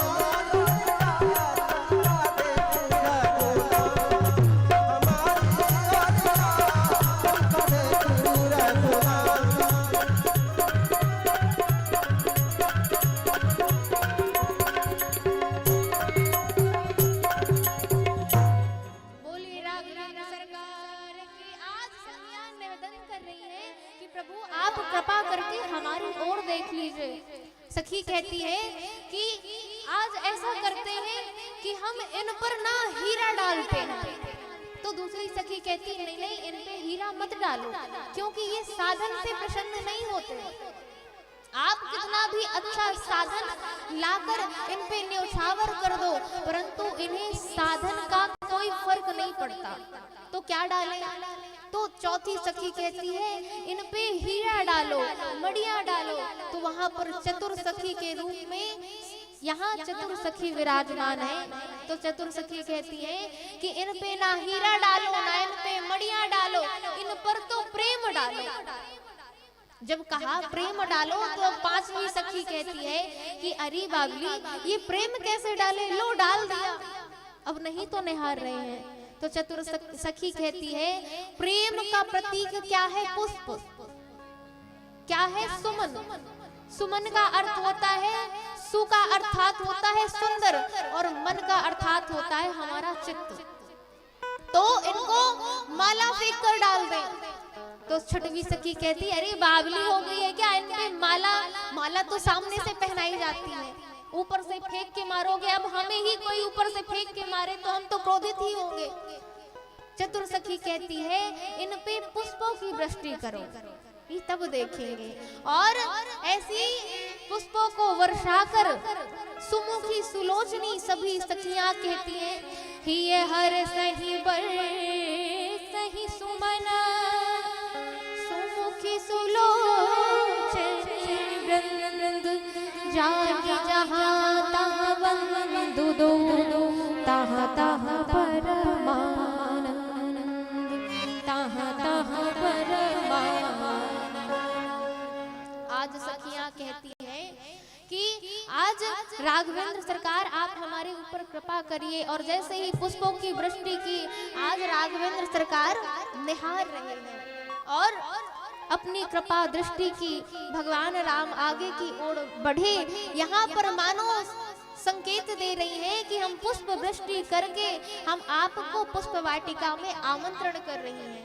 अब जब श्री किशोरी जी की सखियां श्री किशोरी जी के पास गई तो एक सखी ने कहा अरे लाडली जो ये आपकी जो प्रिय सखी है ना चतुर सखी, इसने आज पता क्या किया।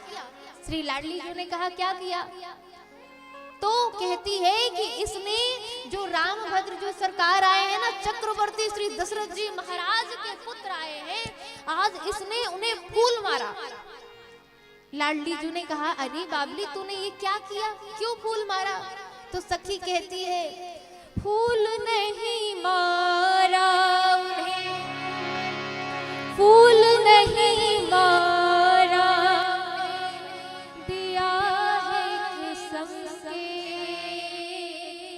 सिया मिलन आयो, पुष्प लेके सिया मिलन को आयो, पुष्प नहीं मारा। हे नंदिनी जो मैंने तो उन्हें निमंत्रण दिया है कि आप जिसकी तलाश में है, जिनको देखना चाहते हैं, वह तो केवल आपको पुष्प वाटिका में मिलेंगी। श्री किशोरी जी के दर्शन करना चाहते हैं ना, तो ये किशोरी जी पुष्प वाटिका में आपको मिलेंगी। और पुष्प क्यों मारा, क्योंकि जो पुष्प की वृष्टि की ना, वह पुष्प केवल और केवल सुंदर सदन के जो बगिए में वह पुष्प लगे हुए हैं, और सारी मिथिलापुरी में वैसे पुष्प नहीं है, इसलिए हमने तो केवल निमंत्रण दिया है। अब श्री राघवेंद्र सरकार पूर्व दिशा की ओर रंगभूमि को देखते हैं, प्रणाम करते हैं, और तदोपरांत वापस गुरुदेव के पास आते हैं। भोजन हुआ, भजन हुआ, और दोनों भाई श्री सद्गुरुदेव भगवान के विश्वामित्र जी के पैरों को दबाने लगे, सेवा करने लगे। विश्वामित्र जी ने कहा रामभद्र अब आप जाकर आराम करिए, और यहाँ पर श्री राघवेंद्र सरकार की सेवा अब उनके छोटे भैया करने लगे। छोटे भैया से भी राम जी ने कहा कुछ समय के बाद कि लखन तुम जाकर आराम करो। अब देखिए लखनलाल जी किसी डल्लब के गद्दे में सोने के लिए नहीं गए, वह अपने रघुवीर के चरण कमलों को अपने हृदय में लगाकर और वहीं लेट गए। सुबह उठने की जो क्रिया है वह कैसे प्रारंभ होती है। आज के युग की विडंबना ये है कि आज का जो युवा है या आज के जो व्यक्ति हैं, उनकी जो निद्रा होती है वह 10 बजे तो सोकर उठते हैं, और किसी ने अगर कोई बोल दिया जाए कि भाई सुबह उठा करो, प्रातःकालीन उठा करो। और कहीं कहीं तो मुझे ये भी देखने को मिला कि अगर कोई धोखे से भी सुबह 4 बजे उठ गया तो उसे लोग ऐसे घूर घूर कर देखेंगे कि इसने जो काम किया है ना, ये बहुत ही गंदा काम किया है, ऐसा लोग देखेंगे। और उससे क्या पूछेंगे, भाई ये तो बता आज कौन सी बात है, आज कौन सा सुदिन है कि तू 4 बजे से उठ गया। अब देखिए इस युग की विडंबना कैसी है कि कोई अच्छा कार्य करना भी चाहे तो लोग उसे ऐसी बातें सुनाते हैं कि बेचारा वो अच्छा कार्य करना ही छोड़ दे। तो देखिए जो लोग बीमार होते हैं ना, उनको सबसे अच्छी दवा क्या है बताएं क्या आप लोगों को? हाँ ना में जवाब दीजिए। जो व्यक्ति बीमार होता है तो उसे सबसे अच्छा इलाज क्या है? सुबह की हवा 1 लाख की दवा। जो बीमार व्यक्ति है ना उसे सुबह ब्रह्म वेला में उठना चाहिए। आज श्री लखनलाल जी महाराज सुबह ब्रह्म वेला में उठ रहे हैं और क्या देख रहे हैं? उठे लखन निश विगत सुनी अरुण शिखा गुरु ते पहिले जगतपति जागे राम सुजान। आज गुरुदेव से पहले श्री लखनलाल जी महाराज उठे, तदोपरांत श्री रामभद्र जो उठे, फिर गुरुदेव उठे। आज स्नान ध्यान किया, नित्य निर्वाह क्रिया करके आज विश्वामित्र जी कहते हैं, क्या कहते हैं कि रामभद्र जो आप कल नगर भ्रमण करने के लिए गए थे, तो क्या आपने फल दल और पुष्प कहीं आपको अच्छे मिले हैं कि कहीं आपने देखा? लखनलाल जी वहीं खड़े हुए थे और राम जी ने कहा, सरकार यहाँ से सुंदर बगिया तो कहीं हो ही नहीं सकती, इतनी सुंदर बगिया है यहाँ। लखनलाल जी बीच में बोल पड़े, क्या कहते हैं कि सरकार आपने कहां से बगिया देख ली, कितने सुंदर फूल हैं। हम भी आपके साथ थे, परंतु हमने तो कोई फूल नहीं देखा, कोई बगिया नहीं देखी, आपने कहां से देख ली? राम जी कहते हैं, बेटा मैं कहता हूं ना कि तू बीच में मत बोला कर, पर क्यों बोल देता है तू? अब देखा है तो देखा है, आज चलेंगे तो फिर से दिखा देंगे। लखनलाल जी मौन हो गए उस समय और कहा कि रामभद्र जो, क्या तुम्हें पता नहीं है कि सुबह के पूजन में फल दल और फूल की आवश्यकता होती है? तो गुरुदेव से आज रामभद्र जो कहते हैं, हाँ सरकार पता है। तो लखनलाल जी फिर बोल पड़े, क्या बोल पड़े? सरकार क्या मैं चला जाऊं? आपको छोटे भाई के होते हुए आपको जाने की जरूरत नहीं है। अब यहाँ पर राम जी ने फिर माथा पीटा कि जैसे तैसे कोई युक्ति सूझी और उपाय बनाया कि जानकी जी के दर्शन होंगे। ये लखनलाल जी ने तो फिर सब में पानी फेर दिया। अब लखनलाल जी से रामभद्र जी कहते हैं, देखो भैया मैं तुझसे कहता हूँ ना कि तू बीच में ना बोला कर, पर तू क्यों बोल देता है? हम दोनों गुरुदेव के शिष्य हैं, उनके मन में कौन छोटा है कौन बड़ा है, हम दोनों उनके लिए समान हैं, तो चाहे छोटे को आज्ञा दें या बड़े को आज्ञा दें। अब लखनलाल जी फिर मौन हो गए और आदेश दिया, विश्वामित्र जी ने दोनों भाइयों को आदेश किया कि फल फूल लेकर आओ, और उसी समय पर दोनों भाई चल पड़े।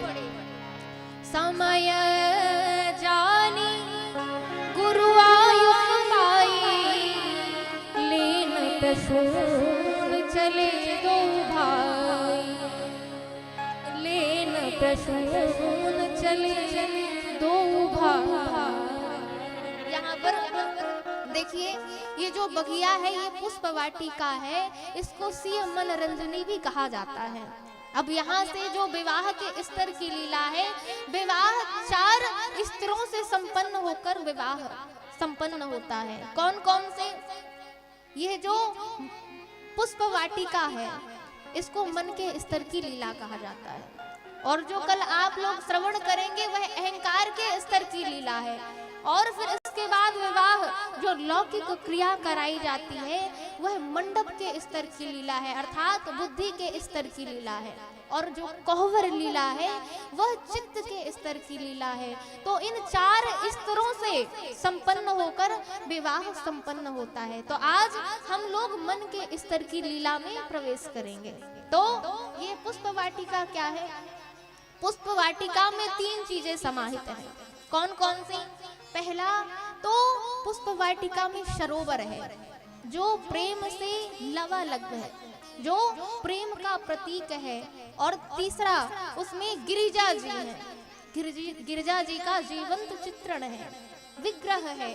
तो आज गिरिजा जी का मंदिर है। और तीसरी चीज माँ भवानी, यहाँ पर जानकी जी भक्ति स्वरूपा है और गिरिजा जी श्रद्धा। तो जब प्रेम, भक्ति और श्रद्धा का जब समामेलन होगा तब यह पुष्प वाटिका के स्तर की लीला संपन्न होगी। और इस वाटिका में उसी का प्रवेश होगा जो इन तीनों में समाहित होगा, जिसके मन में ये तीनों चीजें होंगी। तो आज दोनों भाई पुष्प वाटिका में पहुंच गए और क्या देखा, देखते हैं कि नभ पल्लव फल सुमन सुहाए, नभ पल्लव सुमन सुहाए, निज संपत्ति सुर रूप लजाए, निज संपत्ति सुर मुख लजाए, चातक कोकिल कीर चकोरा, चातक कोकिल कीर चकोरा, चातक कोकिल कीर चकोरा, चातक कोकिल कीर चकोरा, चातक कोकिल कीर चकोरा, चातक कोकिल कीर चकोरा, गूंजत बिहार नटत कलमोरा, चातक कोकिल कीर चकोरा, कीर चकोरा, कीर चकोरा। यहाँ पर जैसे ही पुष्प वाटिका में प्रवेश करते हैं तो क्या देखा, वहाँ 5 प्रकार के पक्षी हैं। आज ऐसा मनोरम दृश्य देखकर इंद्रदेव भी अपनी अमरावती को तुच्छ समझते हैं। और 5 प्रकार के पक्षी कैसे हैं? चातक, जो भगवान की रूप माधुरी का पान करना चाहता है। कोकिल, आज भगवान की गाते हुए प्रतीक्षा कर रही है। कीर, जो पक्षी का काम क्या होता है? तोते का काम होता है कि वह जो सुनता है वही रटता जाता है। तो आज भगवान की कीर्तन, भगवान का नाम रट रहा है। चकोर, भगवान की रूप माधुरी का पान कर रहा है। और तीसरा पक्षी है मोर। आज देखिए यहाँ पर कितना सुंदर संकेत मिलता है चौपाई से कि जो व्यक्ति प्रेम करता है वह किसी से कहता नहीं कि मैं तुझसे प्रेम करता हूँ, मैं तुझसे बहुत प्रेम करता हूँ। ये बात समझने लायक है। अगर आपसे कोई कहे कि मैं तुमसे बहुत प्रेम करता हूँ, मैं तुम्हारे लिए चांद तारे तोड़ कर लाऊंगा, एक बार कह दो आपकी, जाओ चांद भी ले आओ, तारे भी तोड़ के ले आओ, तो वो क्या जवाब देता है? अरे भाई वही बात कहो जो अच्छी लगे, चांद तारे क्यों तोड़ने जा रहे हो? और आपसे जो व्यक्ति बोले कि मैं तुमसे बहुत प्रेम करता हूँ तो उसके प्रेम में संदेह है।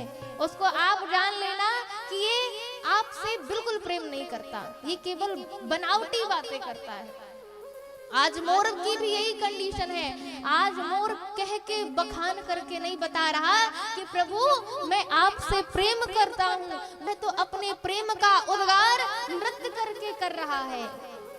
आज नटत कलमोरा नृत्य करके अपने प्रेम का प्रदर्शन कर रहा है। आज राघवेंद्र सरकार जैसे ही पुष्प वाटिका में प्रवेश करते हैं तो चारों दिशाओं में देखते हैं कि कोई मिल जाए, कोई सामने आ जाए तो हम पुष्प वाटिका में प्रवेश करने से पूर्व कुछ पूछ लें।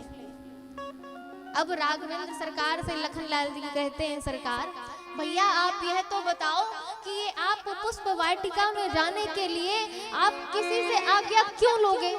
हम तो चक्रवर्ती अयोध्या नरेश के पुत्र हैं, हमें क्या किसी की आज्ञा की जरूरत है? लखनलाल जी कहते हैं, सरकार ये कैसी बेतुकतान की बात कर रहे हो आप?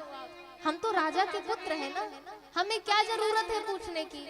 तो यहाँ पर राम जी फिर भी चारों दिशाओं में देख रहे हैं। चहु दिशि चिताई पूछी माही लगे ले दल फूल मुदित मन। अब चारों दिशाओं में देखा कि माली खड़े हुए हैं, चारों दिशाओं में माली खड़े हुए हैं। तो माली से कहते हैं, हे भैया हम पुष्प चाहते हैं, हम पुष्प दल तोड़ना चाहते हैं, तो आप कृपा करिए हमें पुष्पों को चयन करने की आज्ञा दें। को रक्षक एही बाग को रक्षक एही बाग को मालिक पहरेदार। इस बाग का रक्षा करने वाला कौन है? तो माली कहते हैं सरकार हम इस बाग की रक्षा करते हैं, आप कहिए आपको क्या प्रवेश करना है? तो माली कहते हैं कि सरकार आप प्रयास करेंगे पर हम जाने नहीं देंगे। क्यों? हम इसलिए नहीं जाने देंगे क्योंकि आप कितने सुकोमल हैं। आप सरकार हमको आज्ञा दीजिए, हम तोड़ के लाएंगे। तो क्या कहते हैं? दल फूल तोरी हम लई राम जी विनती सुनो बगिया बिच जान दई।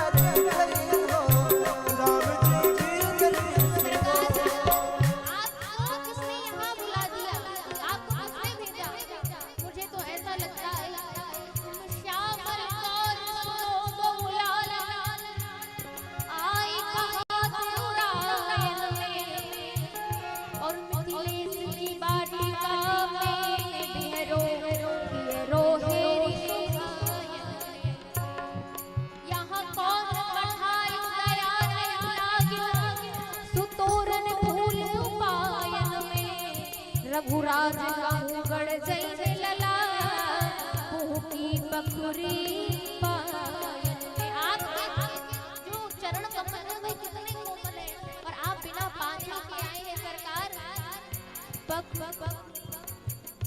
बखुरी पायन करी गई है राम जी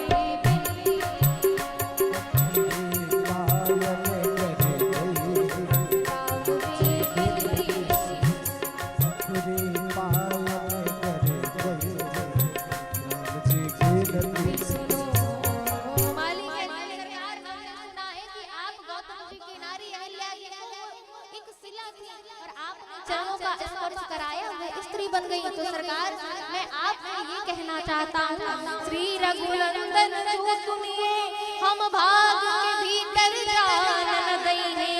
जादू बड़े तुम जानत हो और जान की टोना आप चलई है। आई रही मिथिलेश की नंदनी सो के ही भांति सो बात बतई है। उड़ के पग के पर से पथरा उड़ गे पग के पर से पथरा करके पर से बिरबा उड़ जाई है। आप सरकार मुझे ऐसा लगता है कि आपके पैरों के स्पर्श से चरण के स्पर्श से शिला स्त्री बन गई। तो आप पौधों को पुष्पों को हाथ लगाएंगे तो वह सुंदर स्त्री बनकर उड़ जाएंगे। जब मिथिलेश नंदिनी आएंगी तो मैं फिर हम लोग क्या जवाब देंगे उन्हें। अब सरकार किसी प्रकार से अनेक प्रकार से मालियों का वार्तालाप होता है परंतु समय का अभाव है। अब इस प्रकार से राम जी महाराज पुष्प चयन करने लगते हैं। श्री किशोरी जी वहां पर आती हैं, गिरिजा जी का पूजन करती हैं। तदोपरांत चतुर सखी लखी कहा बुझाई। चतुर सखी आती है और कहती है, सर हे मिथिलेश नंदिनी, यहाँ पर दो कुंवर आए हुए हैं जो कल आप लोगों ने सुना ना, जिनकी चर्चा है सारी नगरिया में, वो ही आई सखी फुलवरिया में। आज सखी कहती है कि जिनको मैं देखी हूँ, वो जिनके नेत्र हैं, जिनने देखा, उनके जिब्हा नहीं है कि मैं बता सकूं। मैं तो इतना कहूंगी, केवल चलो। और श्री किशोरी जी भगवान राम का दर्शन करती हैं, अपने नेत्रों में भगवान की छवि बसा लेती हैं और फिर तुरंत गिरजा जी के मंदिर जाती हैं और गिरजा जी से आशीर्वाद प्राप्त करती हैं। गिरजा जी आशीर्वाद देती हैं और दोनों भाई पुष्प दल लेकर यहाँ विश्वामित्र जी के पास पहुँचते हैं। तदोपरांत आज यहाँ पर वाणी को विराम। कल आप सभी से श्री सीताराम नाम के संकीर्तन के साथ भेंट होगी। और कल विशेष बात यह है कि कल भगवान सीताराम जी का दिव्य विवाह उत्सव मनाया जाएगा। आप अधिक से अधिक संख्या में आए, सबको लेकर आए और भगवान के पावन पुनीत कथा का श्रवण लाभ लें, अपने जीवन को कृतार्थ बनाएं। आए 2 बार नाम कीर्तन, तदोपरांत वाणी को विराम। श्री राम